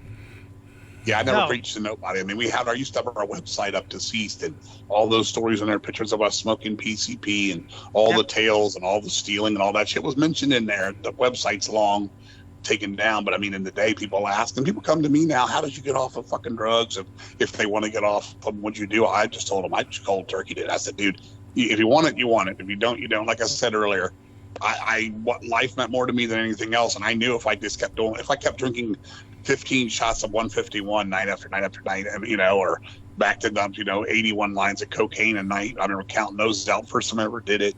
I wasn't going to be around too long, I mean, I'm still pretty fucking hyper for 53. Just imagine me at 17 with soda and fucking youthful energy and cocaine and just all that shit in the body. I mean, and then going into super hyper thrash speed on top of it, That's what it was then. That's so. I mean, teach their own. It comes back to the Clint Eastwood. A man's got to know his limitations. It's true. Got to know. And for me, if I'd have kept going, I wouldn't have made it. But that's. I think that story is actually better than just. Well, I used to do drugs, but now don't do it. I'm gonna be. It's better just to show what happened. By the way, you're hyper. I couldn't tell. Yeah, I've still got a lot of that left of me. I don't know why. I'm crazy. People are like, what the fuck do you do? It's like, I have no secret. I haven't drank caffeine in 34 years. Wow. I don't drink any caffeine. I told them, I said, I think that's what it is. I hardly ever sleep. I'm always just want to go. I hate to sit still. I just like to keep on just going. And, that means it to me. I just always tell people, just live, man. Get out. Enjoy your fucking life. Don't sit around and wait for something. Make it happen yourself. That's what I'm trying to do with this show is, I've always wanted to get into, like, I know this sounds lame, but, metal media or whatever, be someone who talks about music he likes, but without the bullshit, because most mainstream metal magazines, I was talking to some guy who writes for a mainstream metal magazine, and I was like, could you just shut up about, the Slipknot guy? He's like, don't you think I'd like to? I hate Slipknot, but I have to because that's the advertising. Roadrunner pays the bills. So that's I've wanted to break into something where I talk about bands and I interview musicians that I like and respect. So that's rather than just wait for someone. Hey, do you want to start? Hell, do your own show. And the first shows they sucked. They were worse than worse. But I'm a freak accident on this thing. Yeah, he's a freak accident. Well, he's a freak accident in life, but he had his own show, and then I guested on it, and I was like, man, if we can get Jim as a co-host, that'd be that would make the show. and now he's a co-host, and I'm trying to chew my It's cool, man. I'm having a good time. I mean, this is honest, conversation between the three of us. I mean, it's genuine. I mean, we're not sitting here. I'm not trying to. I'm never out trying to sell anything or sell anybody on any fucking potions or anything. It's life is life, dude. I mean, music is my life. I fucking love my family. I love my friends. I love my music. That's it. That's my drug of choice. That's my shit now. I grew up. I was a terrible teen. I did all that shit and blah blah blah. I don't look down on it. I mean, my body's beat up from it a little bit, and I'm sad about that. But I don't even know what caused the stroke. I mean, I think they eventually spotted AFib on me. 2010, 6 years after the stroke, after they had me in the hospital a week going, I don't know why you had a stroke. We don't know. You don't have high blood pressure, nothing. I've always been a big guy. I got a belly, things like that. I'm a big guy, but I've always carried my weight good. I should have played basketball for like 20 fucking years, full court, fucking in leagues and all kinds of shit. Always been like a closet jock, whatever. I've always done that. I've always been a war horse. I'll be the last one to go home. I'll be the last one to leave the stage, kind of shit. And when I found out all that, I was like, oh, well, who knows? I mean, I told somebody the other day, when you drink fucking motor oil, who knows what happens to your body 20 years later? Yeah, exactly. Maybe I'll shoot out a Quaker State logo. I don't know. Oh, man, just speaking about sports, too, that was kind of funny, because when I was a kid, I went to the loony bin because, suicidal and shit. Got in this partial program, which was half-day counseling, half-day school. And I can honestly say I am a Special Olympic medalist. And that those retards, dear God, that was difficult fucking competition there. Every gold medal I got was hard fought. Would you win gold medals in? Mostly swimming. That was my sport of choice. I tried skiing, where one time I actually got a silver medal, but there were only two of us competing. And that's how I got the silver. That's how bad I sucked at skiing. But I kept going out there and trying this shit, It's like, oh, we're doing, they're doing this thing now with, like, ice skating. Okay, well, never medaled in that. Didn't even get anything other than the participation ribbons in that. But, went out, tried that. Track and field. I typically wussed out. Instead of the shot put, I used the softball throw. Which, there was this one time where we're doing the softball throw, and like the other kids were there, and everyone was like throwing wherever, and there was this clown right in the middle of the path, sitting there making, doing typical things. I think he was trying to make everyone feel better, but it seemed more like mockery to me. And he was in the way, and I knew I could throw further than where he was. So when it came my turn, I picked up the softball, whizzed it right past his head. He moved out of the way, and then one of the slower kids after me was like, thanks. I didn't want to, hurt him, but thank you for getting him out of here. And he threw his ball, good 20 yards further than I did.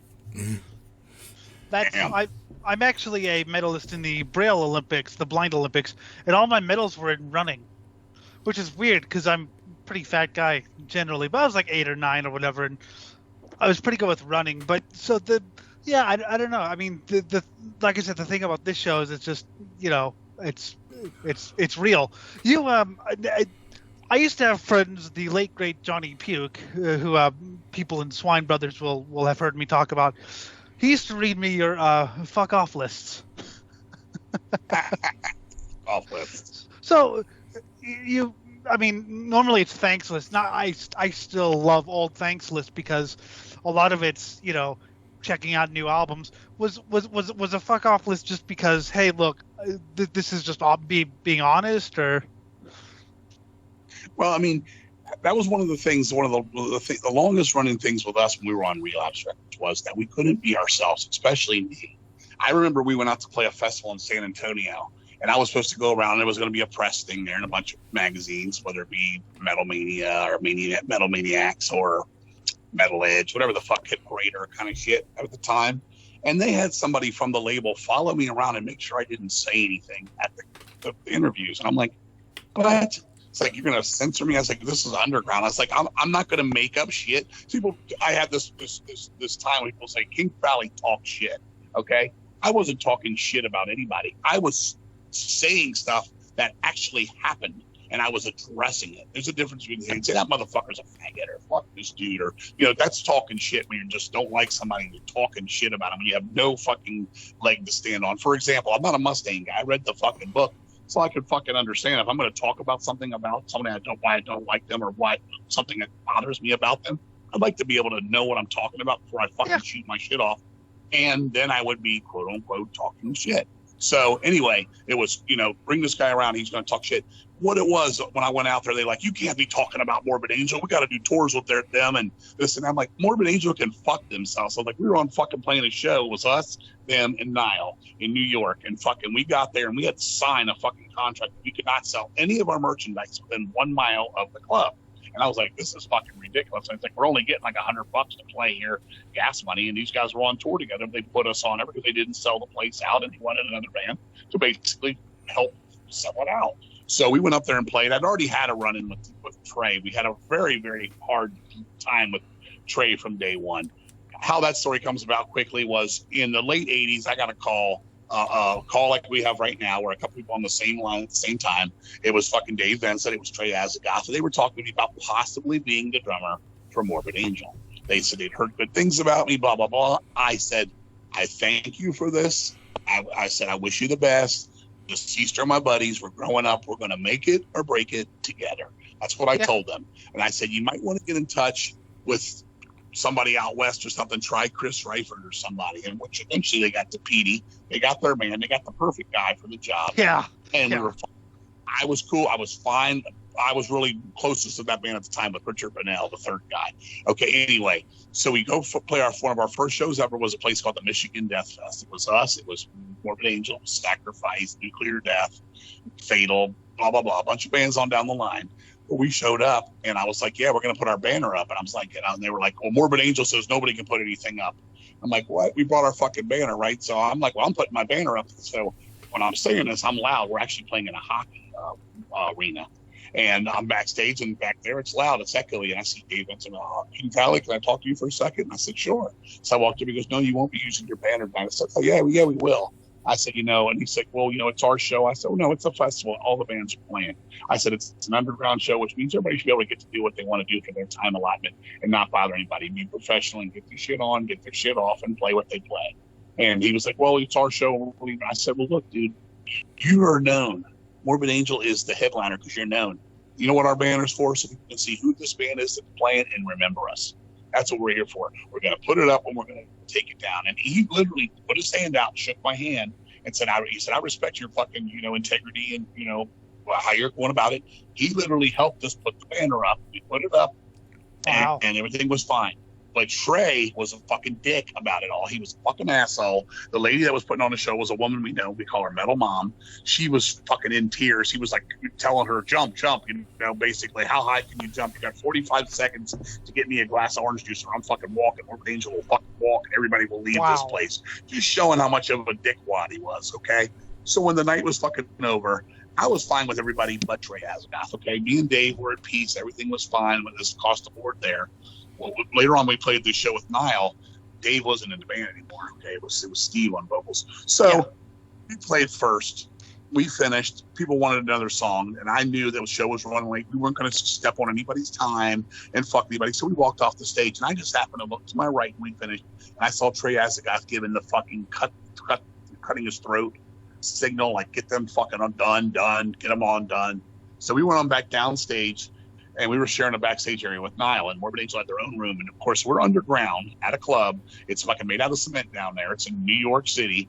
Niall's now on stage playing. We're backstage. So we're back there, and we bring some friends back there. We're playing some of that Chandelier game I was telling you about earlier. And we're just like, all right, drink, motherfuckers. Chemical warfare, warhead, venom. We're just yelling. And it's Saturday night. So all of a sudden, here comes a security guard. The headliner doesn't want you to be screaming like that. You're bothering him. I'm like, ain't nobody can fucking hear this, man. He's standing outside the door peeking in on us, right, Trey? I'm like, whatever. So then 5 more minutes go by, he comes in again. I'm like, what the fuck is going on? I'm like, Niall is playing louder than we're screaming. I was like, this is asinine. And then Trey walks in, he goes, oh, King Fowley, what are you doing here? I said, what am I fucking doing here? I'm fucking just playing. Oh, your band's still together? I'm like, what are you talking about, dude? You were just up there giving this fucking cut him fucking shit. He was like, no, I was like, dude, something's fucking seriously fucking wrong with you. So he walks out of the room, throws another hissy fit.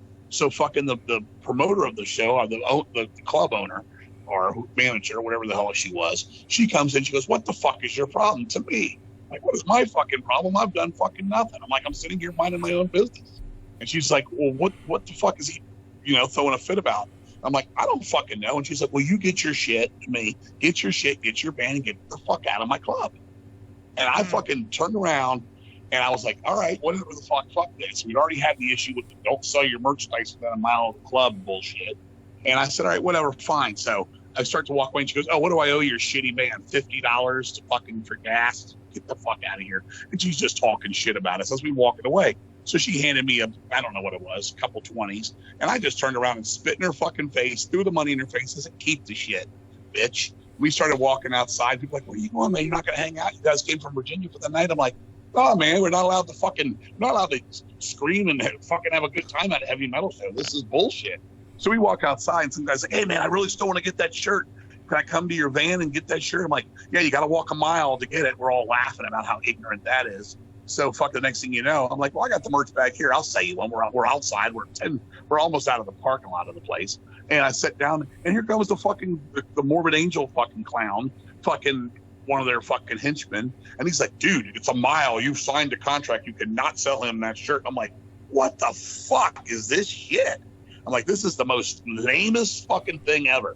So I just told the guy, look, I'm not selling anything. I'm giving him the shirt. I handed him the shirt. We left. We went all the way back to Virginia going, this is not the fucking underground. This is a bunch of fucking dick-licking fucking assholes, Fuck these people. So bounce back to San Antonio, and this comes up in conversation. People ask me things like that, and I say something. All of a sudden, I'm talking shit. You can't say shit about Morbid Angel. We have to have shows with them. Our bands are going to go on tour with them. We use their booking agent. We know their press people. I was like, I don't give a flying fuck. These dudes were fucking dicks to us. Trey Asgoth is Morbid Angel at the time. He was a fucking dick. I was like, I'm going to fucking call him out. So getting full circle with you in the fuck off list. So when the fuck off list come around, fuck off Morbid Angel, fuck off Trey Asgoth, fuck off whoever along the way fucking tried to stop us. And it's not because they didn't see it how we see it. They were truly dicks. Bands I like or don't like. I've played with many bands I could care less about as far as music goes. But I go out there to be professional and respectful to everybody. We get up, we do our shit. Going back to our 6 Feet Under band, we got asked to do a show with them when we were recording Fearless Unto the Machines. A guy called and said, look, dude, I'm eating thousands of dollars here. I've hired this band and they didn't draw shit. He goes, you guys do great for me. And locally, can you fucking come out and do a show? I said, well, dude, we're in the studio recording Fearless. So I said, hey, guys, you want to fucking break the gear down and go over here to about an hour away and do a show in fucking Frederick, Maryland? Okay. I said, all right, we're going to come, dude. We'll be there in a little while. He's like, okay. It was early in the afternoon. So we take all our shit over there. We go into place, and we're not even allowed to bring our shit in. They're like, oh, there's sound checking. You can't even be in the room and all this shit. I'm like, okay. So we fucking leave. We fucking come back. We go eat. We come back, and now there's nobody in the room. I'm like, what do we do? And they're like, yeah, this is your spot to play. You couldn't have put a fucking somebody's fucking boombox at the spot they gave us to play. Wow. And it was just set up the whole kit, amps, everything, our own gear, and play. And they're like, oh, so I would literally, we mush it up there. And I'm like, this is so fucked up. And so we play, and I said, I want to thank 6 Feet of Stage for fucking letting us, have this little bit of stage, like whatever, rock stars. I'm going off. They won't come out of their room and address us, right? I'm trying to find out before we play. Hey, man, how are we going to get our shit up here? We're supposed to open. You don't give us there's nowhere to go. They didn't give a fuck. So anyway, show's over. The guy comes over and goes, you saved me, man. You brought enough people up here, so I'm breaking even. I'm not going to lose my ass. And he says, but now I'm going to have to ask you to leave. I said, okay, why? He said, because Chris Barnes won't come out of his dressing room until you guys leave. I said, what? He said, dude, this guy has been a pain in my fucking ass all fucking day. I said, really? He said, as a matter of fact, these are his stage towels. I have his stage towels right here. He took his pants, put his pants down, and took those stage towels and wiped his fucking asshole with them. He said, he's going to get my ass in his face when he towels off. So we left. We were gone. 2 days later, somebody through the grapevine, this is pre-internet, for me at least, late 90s. And this guy calls me and goes, hey, man, did you hear? I said, no, what? He goes, man, you guys stabbed 6 Feet Under's bus tires? I was like, what? He said, yeah, man, somebody flattened their tires of their bus out back. I said, wasn't us. He said, we're not like that, dude. I said, we would have fucking gone into their face if we had a real problem with them. He goes, yeah, well, somebody did, and they spray painted deceased on the side of their bus. And I said, it wasn't us, dude. And the guy said, I know. He goes, that's not how you guys, that's not your fucking way. I said, no, we'd have fucking gotten in their face and settled it then and there. He goes, well, somebody did. A couple of days later, I found out through the grapevine again. There was other people local that just didn't agree with their fucking ways of being, rock star dicks. So, fuck off 6 feet under. Yeah, but I'm talking shit. I'm all talking shit. You know what I'm saying? Now, you want to talk the Millet thing? I was a dick. No one needed to be flicked in the fucking face. It was stupid. I told him then and there. I'm not always right. Don't get me wrong. I'm not by any means a perfect guy in my drinking days. God knows what I did. But fucking on these situations I wrote about and talked about in the fuck off list, that's what we went through. That's the bullshit we did. That's how we went out there and helped them get their fucking guarantee for the night, keep the promoter from losing his ass, and letting shows continue on in the area without a guy going, I can't do any more shows. I got to close shop because I just lost $2,000-$3,000, tonight, blah, blah, blah, blah, blah. I looked at it as an underground fucking genuine good thing, and they weren't even fucking cool enough to give us fucking 6 feet of stage to even perform on. Well, and nowadays most of these bands, because that's what I always respected about you, is that a lot of these bands that you're mentioning nowadays pay lip service to the underground, and death metal unites, but you're one of the few who actually you guys were rock stars, and I still can't understand why why you'd want to be a rock star, why you'd act like a rock star in death metal. I mean, okay, sure, Morbid Angel sold like a shitload of records in like early 90s, but still, I hate to say this, but Morbid Angel is nothing compared to Metallica or compared to Little C. Big boat and a little C. That's what they are. They in the underground, there's high and mighty. Put them up there with the Rolling Stones or Kiss. They'll be getting them fucking fucking peanut butter and jelly sandwiches all night. Yep. You know what I'm saying? Yeah, exactly. There's no need for it here. I thought the underground was about genuine, about good people in it for the music. I mean, that's all we've ever wanted to do. You get some people that respect you for it. You get some other people like, oh, those fucking dudes. I've had people along the way like, oh, I don't like that guy. King Fowley's mouthy. That years later, we're like, you know what? I do like you, man. You've always been honest. I wish I'd seen it sooner. Blah, blah, blah. I'm not trying to sit here and suck my own dick and do a back roll here or nothing. It's not that. But I mean, dude, the fucking music scene needs just more genuine, good-natured fucking folks, man. I mean, all this bullshit you sit through, man. I mean, overpriced tickets, fucking underpriced fucking talent. Just overpriced fucking, CDs. My mom used to say, I'd like to buy him for what he's worth and then sell him for what he thinks he's worth. Yeah.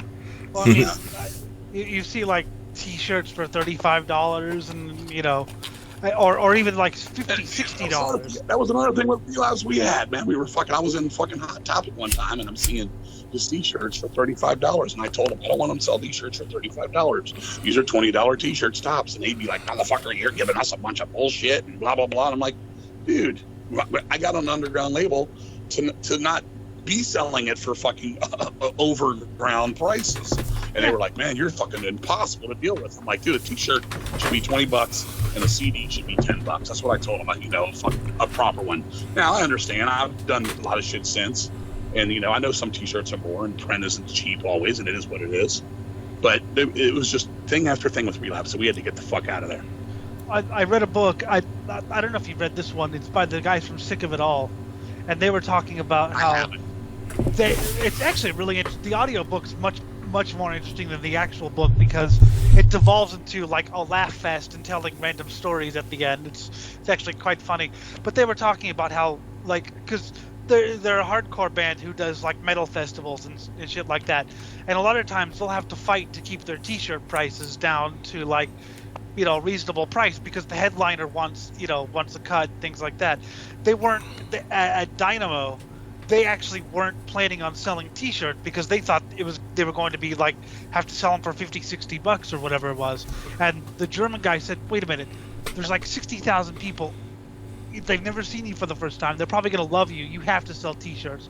Thankfully, they got to sell them at a reasonable price. But I respect that as someone who I like buying shirts. I like buying CDs. I'm one of the few who seems to actually buy CDs at concerts because if I hear an opening band that I like, I want to hear more of their shit.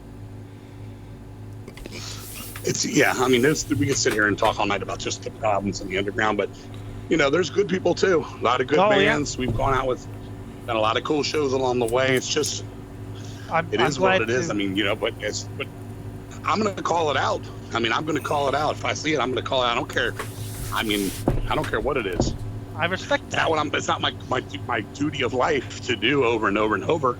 I like to go out and have fun. I'm a all smiles kind of guy every day of my life. Yeah. You definitely seem like someone who just loves metal, and there are really good people in the underground, and I'm proud to know some of them and interview some of them and stay in touch with some of them.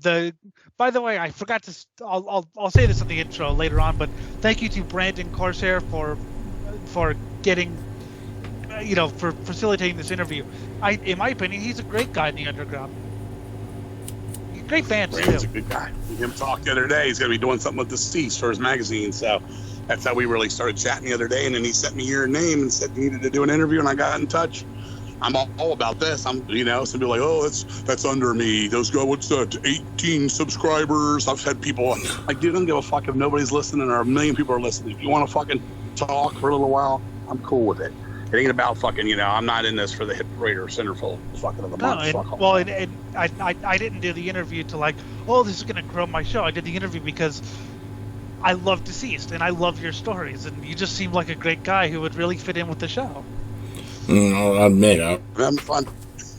I'll admit, I've not been like a fan. I know I've heard you before, but like, it's like one of those things that just like blurs through everything else.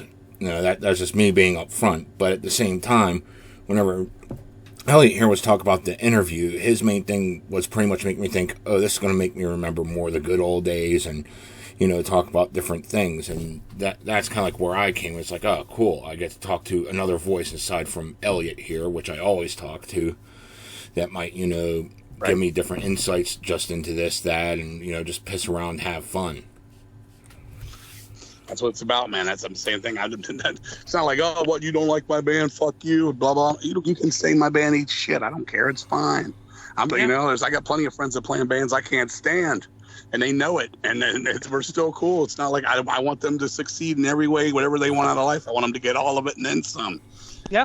People got to get that. I always thought the truth will set you free. That's just the way to be, And, I'm not out there disrespecting anybody or hurting no fucking body. I just want to be honest, I mean, sometimes it works for you, sometimes it works against you. Well, exactly. And I have friends in band. I mean, I'm brutally honest. If I didn't like a band, I'd say, if I didn't like it, I remember a friend giving me his, give me an honest opinion. I was like, well, the album's really lacking from your previous. He goes, thank you. Rather than being all, offended over. He's like, okay, well, that's your honest opinion. One of the things you were talking about, bands who started out, as very sort of sloppy and teenage. That's one of the reasons why I got into, hardcore punk rock, was because when I was growing up, I mean, I loved metal, but it was all very polished and very sort of, virtuosic, and you have to know how to play the solo of, Master of Puppets or whatever, to be. Whereas punk rock, it was like, these are great songs, but they're so simple. It's 3 chords, it's drums. You just scream.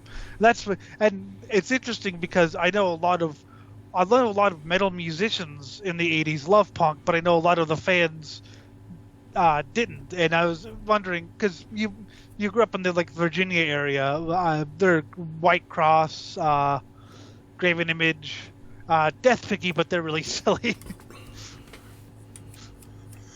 Well, I mean, for me, growing up on that stuff, a lot of that punk rock stuff, I got lucky, man, on some of that stuff. One of my best friends growing up was a guy named Marcel. He was actually the drummer of Deceased before I was for a short while. We weren't even ever Deceased really with him in the band, but whatever. He actually went on to play some live shows for the band Atheist. So that was neat. But he had a brother named Marco, and he worked at a hotel which carried all of the bands that came through a club called the Bayou, which was one of the biggest clubs in D.C. And it was all nationals came. U2's first America show there. Pat Benatar, one of her first shows. Kiss played there. Rush played there. In the early '70s. Blah blah blah blah blah. But anyway, they had all these bands, and he had the Plasmatics come through there, and they gave him, a lot of bands would give him an album. Oh, you want to hear my band? Here's our shit. What we're promoting. And he would usually give the records up. Well, he gave me the Plasmatics, Butcher Baby 12-inch. confrontation. I fell in love with that. And you're talking 1980 on that. It just barely been out a little while. And I just so happened to fall into like the Ramones and the Sex Pistols and the Dead Kennedys really early on. And I just loved that stuff. This is before I knew I was really like, you know, a aggressive kind of guy. Like I like the, you know, I like the fast songs. That's, you know, I grew up, my love went from the Beatles to Kiss. Kiss was my love. You know, I was a Beatles fanatic when I was 6 years old. And then Kiss took my heart in like basically about 77. They took my heart, and everything in school was Kiss. And we sat there and played the tennis rackets in the room and put the makeup on and act like we were Kiss and all that stuff. And I would fall into, you know, I had another best friend named Dan Warden, and his sister would have Van Halen records, and his brother had all this kind of hippie stuff and America, Stills and Nash. So I was hearing it all over the place. I had another friend named Andy, and his brother was all into the progressive stuff. So I'd hear like Pink Floyd or Weather Report or Jethro Tull or Rush or Kansas through him. So I was getting all this stuff. And then his sister was into like Pat Benatar and Stevie Nicks, Fleetwood Mac, Carole King, Linda Ronstadt, just all this. So I got a little bit of everything. And somewhere in there, I was always like digging around. I'm like, you know what? I'm really digging this Van Halen. It's really heavy. I'm really digging this Ted Nugent. It's really heavy. So I started to realize this is my favorite stuff. Don't get me wrong. I loved my Andy Gibb. I loved my fucking Little River Band and all that. If it was a good song, to this day, I still love it. If it's a good song, it's a good song. And I think it's one of the reasons why Deceased, in my opinion, has catchier songs than most metal bands. They have choruses and things that are just hooks, we'll call it, okay? But I noticed, you know, as it went on here, like Judas Priest and Iron Maiden came into it and all of that stuff, and fell in love with the DL Black Sabbath like nobody's business. Became my whole life in late 81. I mean, Mob Rules era Sabbath. That's just where it all came from for me. Like, just, you know, you got to start somewhere. But along that thing, it was all that punk rock too, which was a lot, as you just said, it was a lot simpler and things. And I just got lucky to hear these bands. I remember going down, we were getting into weed, we'd go down to the mall, or the 4th of July down there at the Monument and stuff. And all these bands would play. It would be Dead Kennedys or MDC or DRI or the Bad Brains and all this stuff. And I was just like, man, this is so cool, because they were just going for it, man. They weren't the most talented guys on the block, but they were just going for it. You know, they were just insane. And, you know, of course, speed metal, all that stuff came from that, or bands that weren't necessarily speed metal, but had speed metal songs, we'll say, like, except like Fast as Shark, yep. Or, you know, just up-tempo moving songs, anything Motorhead back then, of course. And then you had the early days of the stuff like Exciter and some of the faster Saxon songs like 20,000 Feet or, you know, To Hell and Back Again. I just love that stuff. And that's where the punk rock and hardcore came for me, and that's where the thrash took off for me. And it just kind of made the coolest thing. And then when you add in the weird drugs, the PCP and all that shit we did, you started getting into the weirder stuff. And the band that really melted our minds in that sense was Voivod, like the Warren Payne album and stuff. It was just so, like, I don't know what it was. It was from another planet. It was from another place. It was just so weird. And we just loved that hauntingness to it. So that's what built the foundation of Deceased. That. And then, of course, you had your, as you were saying earlier, your classic heavy metal sound, from your Iron Maidens, yes, to your Queensryche, Queen of the Reich. This is stuff we all loved. We loved the Raven, we loved the Venom, we loved all this stuff too. So it just made this hybrid of stuff. But yeah, that punk and stuff, hardcore, was always there. So when we got asked to do that first Rotten to the Core in early 2000s, you know, it was something that was genuine. It wasn't like where we just said, oh, okay, we could do some punk rock. If we got to play punk rock, we could do some punk rock. I remember, you know, fucking stealing that Angry Samoans album and shit like that, just growing up in the Broken Bones, smoking weed with my buddy Sean, getting on a bus, going to see fucking Slayer in New York, or fucking Bad Brains on the bus going to New York, or any of that shit. You know, it was just so cool, and I loved it. As far as our local scene, I was never big on the local punk rock scene. The Bad Brains, yes. Never been a Minor Threat or a fucking Fugazi kind of guy. I was just about to ask if you'd ever. Yeah, never really liked those guys, man. I mean, they'd come around, or I'd see them around. They you know, and Mark put on his fuck off on Fearless. He put talking about their elitism. You know, they just, I don't know, they just higher than thou kind of feeling and stuff. I don't know. I just never got it. I liked some of the more lesser known bands from the times, like United Mutations, yes, or Malefice. These were some 7 inches I picked up locally. But I love stuff worldwide, from the English Dogs to the Raw Power, of course, Discharge, Broken Bones, stuff, all that stuff, and, you know, and the big stuff. Never mind the Bollock, still one of my favorite records ever made. And the Clash, London Calling, love it. You know, it's all there. 45 Grave, etc. I love so much stuff for so many reasons. But if you're asking me the hybrid of deceased, it all stirs into that cauldron. You know, it just all becomes that cauldron. Well, I was going to ask if you'd ever like had any interactions with them, because I was reading Dave Brocky, you know, from Guar. He grew up in that area, and he tried to like fit in with the DC crowd, but he was very not straight edge, and they very were. So they tried to like beat him up. I was wondering if you'd ever. I think he's a little bit older, but never had any interactions with Dave Brocky at all. As far as Guar and all that goes, it was basically that Sly Minster girl, a girl I dated, used to date her sort of too. She was kind of like a bisexual girl. That's as far as it went with Guar. I mean, I always liked their show and stuff, and I'd see them from time to time. They had a hell of a show. Those guys were, you know, it was weird because some of them were not straight edge, but they were nerdy kids that had a lot of talent in the art. Yeah, we've seen what they could do on the stage. You know, but yeah, I didn't really know them. Didn't really follow any of those, you know, other bands either. Really, the local bands. It just didn't seem to be for me. I don't know. And I'm not saying they were or weren't, because I don't know them. But it just always seemed like, I don't know, like tender. It just seemed like there was no real anger or rebellion there. I don't know. I don't know what I was looking for, but I wasn't getting it with those bands. Well, I identified with the straight edge thing when I was like a little kid, like 12, because I had heard interviews with like Dave Mustaine. The only reason I play music, you know, the only reason I got into music was to get laid. And I was like, well, that's, you know, I was 12. I didn't really have any sort of, so I was like, well, that's not me. But then later on when I was like, you know what, let's try out this drinking stuff. And straight edge quickly went out the window. You tasted the devil's spritzer, huh? Yes. I always liked Guar.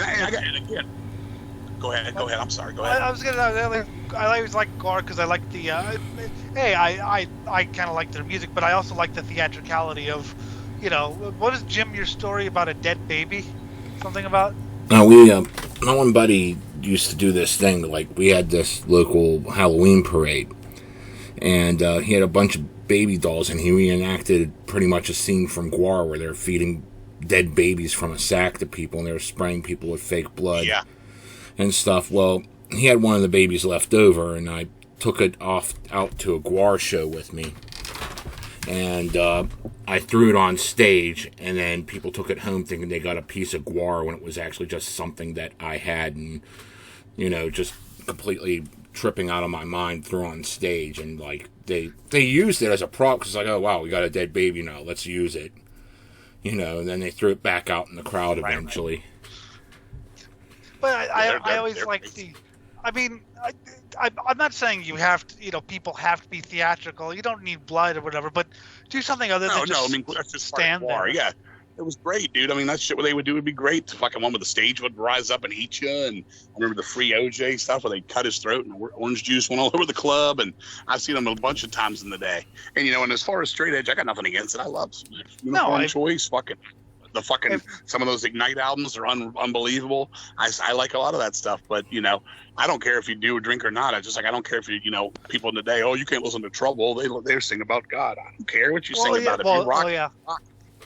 You know what I'm saying? I'm not that guy on that either, man. To each their own as far as that goes. But yeah, as far as our scene back then, a lot of it was straight edge, like you're saying. A lot of those guys, Ian MacKaye was kind of like their big guy, and a lot of those bands were what they were. It just never. I never had any.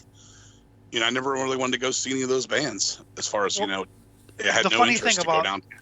The funny thing about that scene, of course, is. You know, we punk rock, you know, talking about being, you know, hard times, and yet those guys were, I think one of the members of SOA was like the son of the like attorney general or some shit. It was, you know, they were I'm sure, kids. It's kind of the same. LA's a weird place. I'm sure you've been plenty of times where the LA scene is like, you'll see like homeless guys and movie stars kids. Just together. I mean, it is everywhere. The whole world is weird. But I mean, I enjoyed that stuff growing up. I mean, we seen the Bad Brains so many times. Shit, we smoked hash with them during one of their concerts. We're like passing bowls back and forth, and for all that shit. I mean, they're classic. That would be my band, from the DC. That would be the band I go to, As I sit here talking to you, looking at my eye against eye scarf. So and they could play too. I mean, that first album they were doing. Absolutely. I mean, HR, one of the best frontmen ever to step on a stage. I mean, he got weird as shit as he got older, but who hasn't? I get tongue tied trying to do his vocals, just alone or whatever, because he's so fast. He's like, he fits so many words into such a short thing. Oh yeah. I get tongue tied. I'm just like, shit. I'll just scream. How's that? You covered DRI, which is one of my favorite. I saw DRI a couple of years ago, and they still had it. I mean, it was pretty amazing. But I see them back on. I seen them on Dealing With It tour, man. They were fucking unbelievable, man. That Felix in his day, man. That drummer, man. Wow. Yeah, they played like 40 songs or something like that. I didn't stop. They just kept going and going and going. And I like to do that with Deceased, and they're all like, come on, man, these songs are not 30 seconds like DRI. These songs are like 9 minutes, man. I'm like, keep going, man. Don't stop. We'll be done in 38 minutes.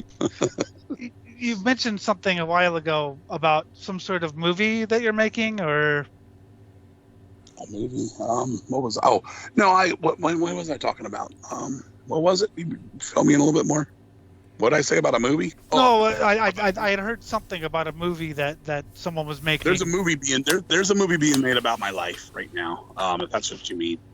There's a friend, a guy who's become a really good friend. He knew us growing up, and about 10 years ago now, we got together, and he wanted to do a movie. He said, man, your life is crazy, man. He said, I want to do this project and all this stuff, and would you be interested? And and at first I probably thought he was blowing smoke, and he wasn't. And we've been filming for years, and he's been taking his time. He had some setbacks with COVID for the last year and a half. It's pretty close to done, as far as a lot of it, but he's still got a lot of editing and things. He's hiring the right people to get everything into place. But yeah, he's just putting together a thing on my life, and what I like about it is it's not just about the music. It's about the whole, growing up without a father. My dad died really young of cancer, and my mom carried us and stuff. So again, it's that lesson. Like my book, I think, is like a lesson too, and it's important. And we've done it right. We've taken our time and everything, and I'm really appreciating it. But it's called King of Metal Life, and I think he's supposed to have it finished. I would say by next year, probably late next year, it'll be done. Like he's still doing a bunch of these stories we've been talking about today. The motor oil's probably in there somewhere. A lot of animated. Obviously, there's no footage of those. A lot of that. There's some footage, but not of that. So yeah, it's coming together slowly but surely, and that's been quite a good time, man. A lot of neat stuff coming out of that. I'd say use Jim as a stunt double, but that'd probably kill him. Probably. I'm not built like I used to be. I'll tell you that much. No, but you could still, because he does a horror. Because we both also love horror as well as metal. He does a little. Well, yeah. I do a thing. I do a thing called Fright Night Theater. It's a horror movie hosting gig, and I'm cool. Extremely psychotic yet extremely stupid biker Jim. And currently my main thing is I keep trying to take over hell, so I'll switch between trying to commit suicide to trying to make deals with the devil, who's another character on this show. And of course, the devil's always backstabbing me, but I'm sitting there saying, I just eat my vitamins, say my prayers to the Dark Lord, and it's all going to be good. And then everything wrong happens. In between, right, they do like it. Well, yeah, and in between the segments, they show like old, like I think they did like what is it?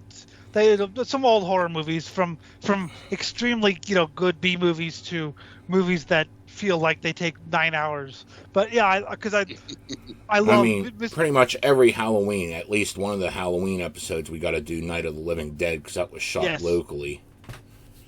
Oh, really? Right. Well, quasi-locally. I forget the name of the town, but I know I've been there drunk so many times. I've been to that cemetery a couple times. I also love, metal. Not just. I mean, I love hack/kill, but I also love metal that is horror, like you and Necrophagy. Of course, I'm so sad I never got to meet Killjoy in real life. In person. I emailed him a couple times. But he's one of my biggest influences. I talked to him every time me and him would talk. It was always about Wendy O. Williams. We both had a thing for Wendy O. Williams. Yeah. So I love and your music, of course, a lot of it is about horror, and I love stuff like that. That it's, obviously I can't see, so I have to. Sometimes people have to explain what's happening in the movies, but still, it's the atmosphere. Right. And it's absolutely. So I've always, I don't know if you want to call it horror metal, because everyone's called horror metal these days. Yeah, I mean, we just call it death metal from the grave, man. I mean, that's just there's no happiness in our tales. There'll never be a smile in any of our tales, at least not from the good guys. Good. Well, good. That's the way it should end.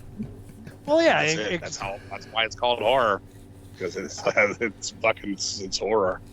And October 31, of course, is also very is also very horror influenced. I mean, it's gotten even more so. Like Jim was like telling me, yeah, this next album, man, let's get it really fucking horror. I'm like, you realize I write this shit all day long with Deceased, right? I'm like, let's just have some heavy metal songs and just fucking, it's like write a song about fucking or something. Let's just be crazy and just go outside the pocket. I'm hoping we get to do another October 31 album. I'm hoping Brian's health holds up enough. He's going through a lot of stuff with some kind of Parkinson's disease, early stuff. He's 58. He's older, and he's been going through some crazy shit. I'm hoping we're gonna get the right doctor and get him the right medicines. But we have a working title, and we've been trying to get this thing together for a few years now. It's called Ye Old Peril, but I'm hoping we can make it happen. I'm just keeping an eye on him right now, and I'm trying to point him in the right direction for better doctors. And he's trying some experimental shit and stuff to try to get some of this. He's got a lot of shaking and trembling going on. Such a goddamn great guitar player, man. It's a fucking shame, man. That's what happened to Glenn Tipton. Right. Exactly. I mean, to give the guy, when I hadn't seen him in so many months, and we practiced for that show a few months ago, I gave him a hug, and it was like hugging a washing machine, man. It was. That's never good. I felt terrible for him, man. I was like, man, how the hell can you make it through your day? But he's a strong guy. He's a dear friend. Love him to death, man. And if he can't go anymore, October 31 will not go on. It's just me and him started, like I said, with that conversation. There's no way I replace him. We just call it a day with that band if he can't go on. But I'm hoping he can get one more album out of him. And he's never been out. He's been playing longer than I have, and he's never been out West Coast ever. And I told him, we got to get you out to California for at least 1031 show out there. And he's like, yeah, he's played, he was in some of the biggest cover bands back in the early 80s. I mean, he was playing everything from John Waite covers to, Quarter Flash and everything in between back then. That's how he made his money back in the early 80s. And he's just never been out there. Just always East Coast up and down. I think the furthest we've been is like Texas. I mean, that's not even anywhere close for 031. We've been to Europe, but we haven't been to California. Well, and I know you guys I know October 31's a little bit more, I don't want to say silly, but I know you guys have thrown Halloween candy out on stage or whatever. Easy going, for sure. That's what I was saying earlier. It's very easy going. I want to leave it so it has tongue-in-cheek black humor to it. I mean, when we play shows, it's like I was like, I willing to make a giant Dave Mustaine pinata and beat it to death, and all of his stupid sayings come out of it. That's one of our ideas. That's just how we are. We want to do shit like that. But I mean, we want the music to be, genuine and good, and I think a lot of it is. But it's just a matter of sitting down and doing it. I mean, another thing too, Brian and Jim, they live like 500 miles away. Brian's house from my door to Brian's is 500 miles each way. So we go to practice. You're talking an 8-hour drive there, practice, and then an 8-hour out drive home. So we got to set up for that and make it happen. And with everything going on in his life, with his health and things, he hasn't been up for that. He's just basically just working to pay his bills. But I'm hoping we can make it happen. There's always a good chance it will happen. I mean, he's determined. I'm not going to let him fucking just give up too easily. Like you said with Glenn Tipton, he had it 10 years now or something. Yeah, well, that's crazy. That's one of the great things about. That's one of the things that kind of sucks about the show is, I've never actually met Jim in real life because he's over there in Pittsburgh and I'm in California. But the fact that we can have this show and do it, it's a little bit more than 500 miles. A little bit more than 500 miles for sure. Which is always funny because Jim, that's 4:00 my time. I'm like, conversion. Oh yeah, but yeah, I mean, I hope it happens. I mean, October, great band. I mean, Hell's Headbangers is a great label that you're on. I love it because I've always supported Hell's Headbangers. They're such a great label. That's the group of guys we've ever worked with. I mean, night and day between them and Relapse. I mean, I tore up contracts with Relapse. I tore up contracts with Metal Blade. mean, October was on Metal Blade, Deceased was on Relapse, and I tore them both up. I was like, I can't deal with this. It's just, they can act like, this and that, and they're big and honchos and all this shit. Very unprofessional. Very unprofessional. I don't care. Fucking, and who knows it? That's the truth. What I dealt with those fucking short while with Metal Blade, Relapsed a long time. Started off fine and dandy, just got, it's just like they became the rock stars. They became the rock stars, like the guy that owned it at the time and stuff. We just did not see eye to eye, man. It's a shame. I would love to have built. We both came up the same time. We weren't their biggest band on their label. They had way bigger bands. They had their Niles and their Amorphouses and all that stuff, and we didn't claim to be and stuff. But we just felt like we were just getting shafted. I still feel to this day they took us for a wild ride, and it is what it is. We learned. Again, there's another lesson. Yep. But we found our right home after all this. Hell's Headbangers has been nothing but everything they've said they do, they've done it. There's been no stupidity involved, no lying, no fucking, behind your back bullshit, nothing. I couldn't tell you one bad thing about Hell's Headbangers. The only bad thing I'll say is that Hellcast is like my show, but better. I'm kidding. I love Hellcast. Hellcast. I did the Hellcast. That's the one I did where they interviewed me for like 2 hours. Was that Craig that did that one? Yeah. That was fun. Yeah, I told that. Hey, you both got something in common. You both got a Morbid Angel story, and not the same story. But what I was gonna say really quick was that I've always thought that it was like Roadrunner started out as like a death metal label, and then 10 years later you have the CEO of Roadrunner, or Monty Connor saying, "Oh, I wish we wouldn't have signed all the all those death metal bands. I wish it's like when label money changes a lot of people." Unfortunately. There you go. Greed equals death. Yes. Money changes a lot of things. Those people, they see it and they go for it. They just do. But you're right. You just said the slogan of the day, man. That's the bumper sticker of the decade, of the fucking century. Unfortunately, but like I said, Hell's Headbangers. I mean, first off, they're just such a great roster, and they seem incredibly dedicated as well. I could hang up this phone with you. I could text the owner, Chase. I could text him and say, "Hey, man, I really need to talk to you about something." He'd get right back to me, and he'd say, "Well, if there was like, well, I'm having dinner with my family or whatever. Give me 30 minutes." He'd be right back to me. I got to put through like 35 calls to get through to Matt and Relapse in the day, and then I get on the phone and be like, "I've only got a minute. What?" And I'm like, I wouldn't call just to call to say, "Hey, well, it's 67 degrees here, and my left foot is, my big toe is bigger than my right toe." I want to talk to them about serious shit, and when I need to talk and that, and then they make the time. It just didn't happen over there, and that's what I like. I mean, if you need to talk to somebody, you need to be able to get in touch with them. And it's like, I don't understand why people have phones. They're not going to fucking answer them. Well, I remember quite clearly. The first interview we did was a guy named Brian from Intestinal Discourage. And I thought that would be it. Like, we'd interview him, and then, I stay in touch, obviously, which I tried it, because I don't just interview to interview. I interview, hey, this, maybe bring him back on the show or whatever. He starts messaging me with like music recommendations. So it's like, wow, this guy actually wants to stay in touch. That's really cool. Whereas, I've never understood, like, I tried to get a guy from Grave Mistake Records on the show, and he wanted to be paid for an interview. And then, a little bit later, we interviewed Jeannie from Ye Goat Herd Gods, and that's who did the damn intro for us, after that fact.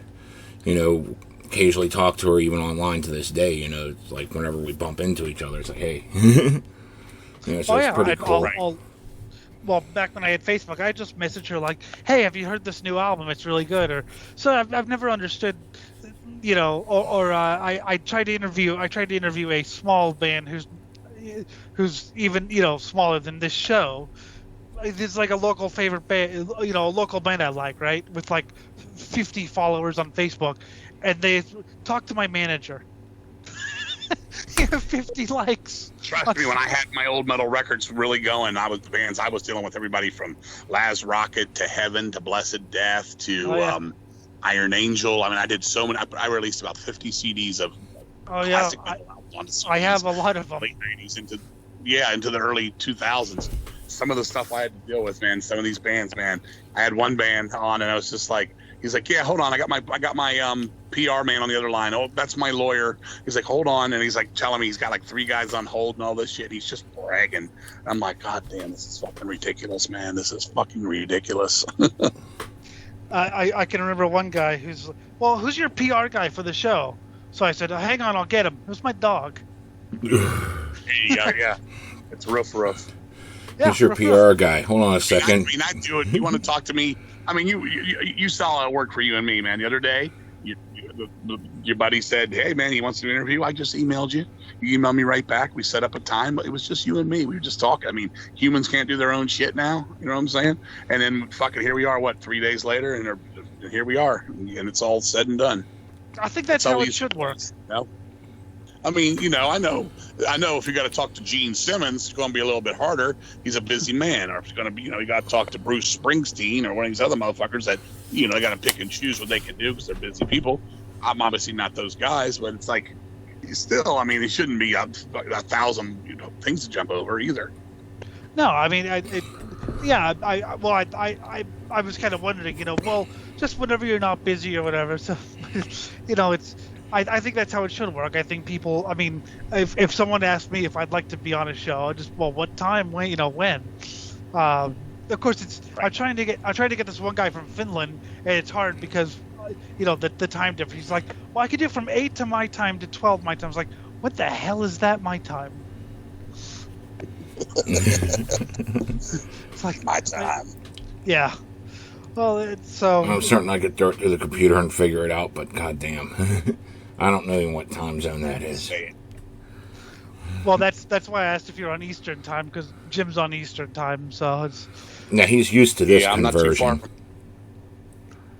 far. I'm not too bad for you, Jim. I'm not too far from, like 5 hours from Pittsburgh. I go out there all the time.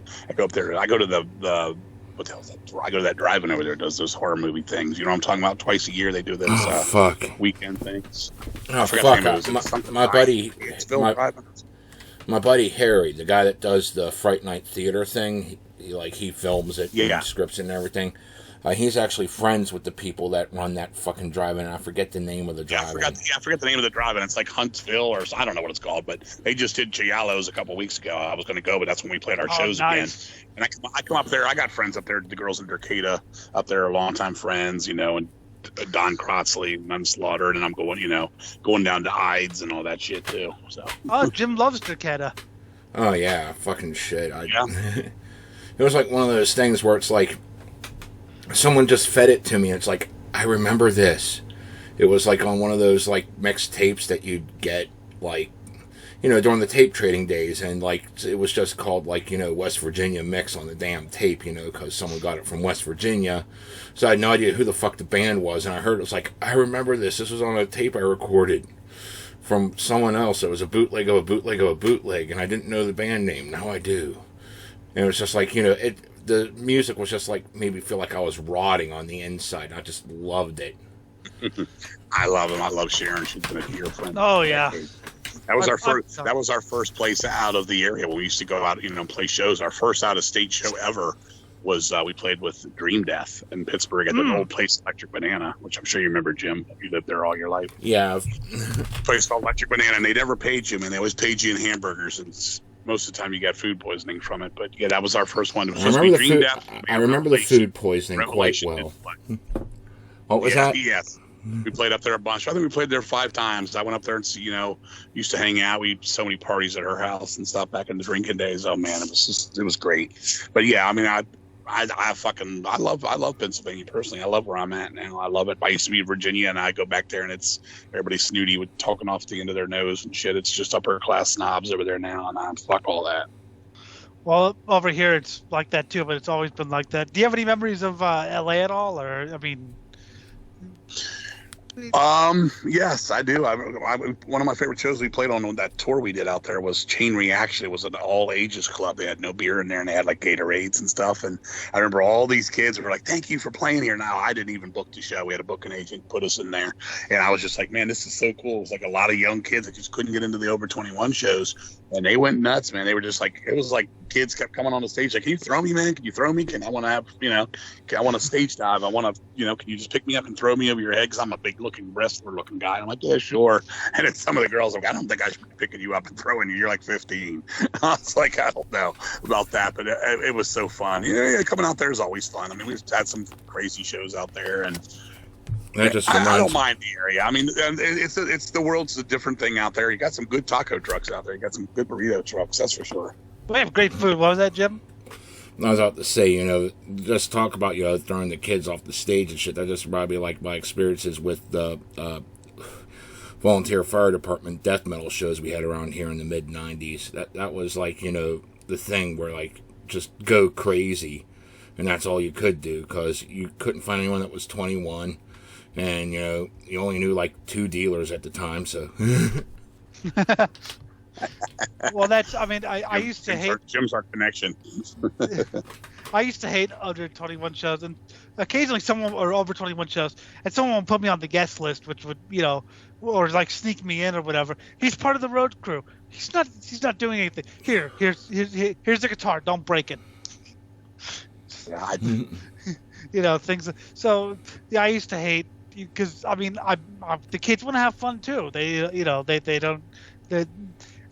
That's the one good thing I think Straight Edge did, was it opened the door to under 21 shows, because kids want to have fun too. They don't just they like music. Kids love music. Yeah, you got to give them something to do. I mean, you don't want them all to die of fucking heroin overdoses because they have nothing to do. They took it all away. I mean, there's a movie called Over the Edge from the late 70s, which is one of my all-time favorite movies, and in that, they took it all away. Where's our roller skating rink? Where's our driving? Where's our bowling alleys? They're gone. Where's our video arcades? They're gone.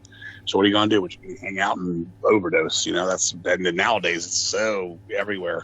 Where I live over here, we have this place, Kensington. That's all you see, man. It's just poor people just fucked up on everything. And, not give those kids nothing to do. It ain't right, man. I mean, heavy metal is built for the teen fucking kids. I mean, that's where all the fucking energy and, aggression is in your life. And that's where you're busting out with testosterone and, fucking hormones and all that shit, man. Let those kids have fun. Don't be 21 where they're like, now I'm got to grow up. Even think about video game arcades. It's like they got that Dave and Buster's things. It's a bar. It's a bunch of arcade games set out for adults. It's like, what the fuck? This is like, the kids thing, I mean, I still play video games after all these years, but at the same time, it's like, kids should be out there, ripping off people's heads on these damn games, not just, adults. Yeah, exactly. And I used to love, because they used to have shows at pizza places. I used to get pizza, and, watch shows or whatever. That was always fun, when you're a kid. And, I didn't have any like drug connections or whatever. But I've never actually been to a drive-in, strangely enough, because there was like one in where my relatives grew up in Paso Robles. But I've never actually been to a drive-in. I've never. I know, Jim, you said there's one. I've been 500 times at least, and that's me and my wife go all the time still. We love it. We go sometimes 4 times a month. Nice. That if we ever come I've been out up your way, Jim. I've been to drive-ins up there. Like I said, that one I can't remember the name of. I've also been there's one up your way too called Dependable Drive-In. There's like 6 screens. It's open every day of the year. I've been up there in the snow. I think the one was Route. I think it's Route 51. I think I'm not sure though. One I'm talking about, Dependables, out there by the FedEx airport. You have an airport with all FedEx planes coming in and out of it. I went up there, and there's 6 fucking screens there. And I went there one night, and it was literally, I was the only car there. And I asked the lady, how the hell do you stay open? It was a Sunday night. I went up there, and I saw Exorcism of Emily Rose and that remake of The Fog. Yeah. And I said, is it this bad? I was like, you got all these movies, how are you going to pay for this? She goes, you should be here any day but Sunday.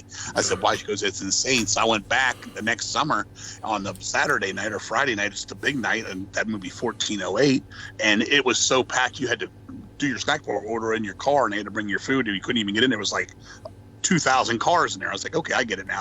I just went on a night when there was nobody there, because it was literally, she took my ticket, I went and parked my car, and I went to the snack bar to get a soda and the fries or something, and it was her. She goes, it's just you and me, and it was literally not one other car came that night. It was just my car and her. And I didn't even stay for all the fog. I drove all the way back home, and it was fucking funny because I got back home. My mom's like, "Where were you?" I said, "I just drove 4 hours to see a movie." I said, I just wanted to try another drive I've never been to. But yeah, it was called Dependable.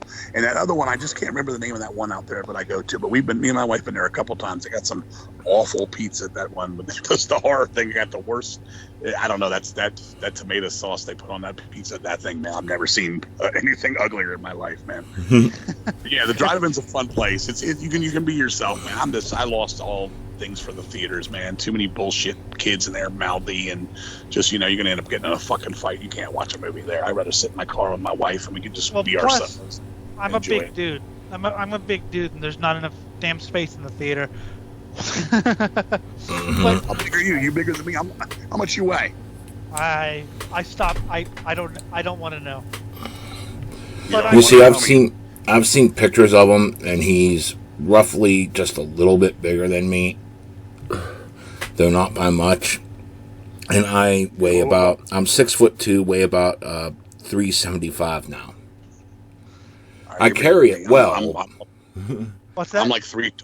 Yeah. I'm 6 foot 320. That's me. I think this show, especially now, probably outweighs some cars. Probably. Hey man, stay heavy. Stay heavy. Exactly. Well, that's. But anyway, I've never because I'm thinking of coming up one day because I'd like to meet Jim in real life, and I always tell him I'm going to be like exhausting you, Jim. Let's go out. There's some local band playing. I don't want to. Come on, let's go. It's not that I don't want to. It's that do I have to work tonight? I work third shift at a plastic factory right now. I used to be a flagger working first shift. Yeah. I've pretty much just floated from job to job until like someone decided to fire me or not renew my contract as a temp, or I'm forced to move or something. That's usually been it. I've been thinking about just saying fuck it and trying a road trip, but I gotta see with my broke ass finances how the hell that would work for any length of time. Right. Yeah, I mean, but yeah, I've always I'd like to explore. I've never. It's funny you're talking about the guy who's never been out of the East Coast. I've never really been out of the West Coast. The furthest I've been is like Texas and New Orleans. I've always wanted to see, the country basically, and of course the world. Right. I know it. I mean, I know. I was talking to Brandon, the guy who facilitated the interview, and he's like, yeah, I fly out because he used to live in California before moving this year. I used to fly out to Germany and shit. I was like, God, how do you do that? Because I can never get it arranged. To just go to these fests or whatever. I need to go to Vaken one day, and there's like 4-day heavy metal fests in Finland. Yeah. Oh yeah, they have them everywhere. Oh yeah, except here. They never really. Here, all you get is shit like the Mayhem Fest. Oh, the Decibel Fest is cool, of course.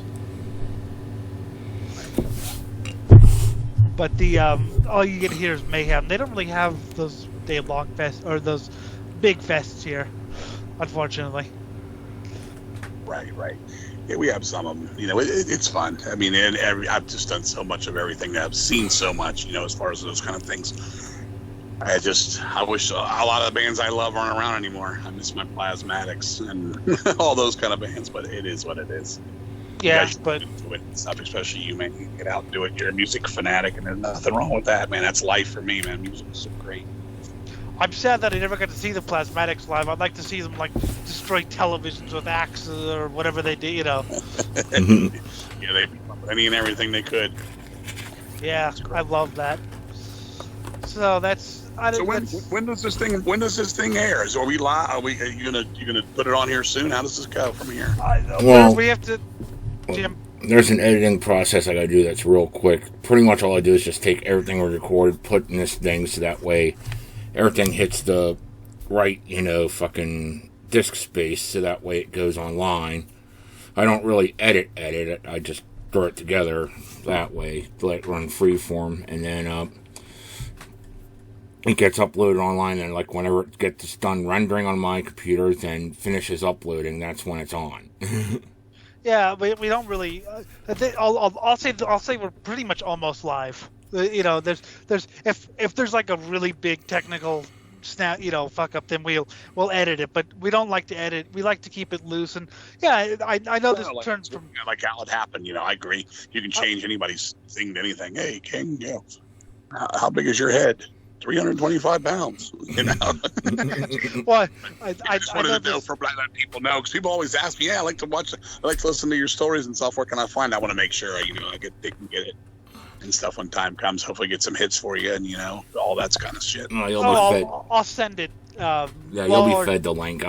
I set up the link at all the places I go to, and he sets it up wherever he goes to. So it's like, yeah, whoever wants to watch can.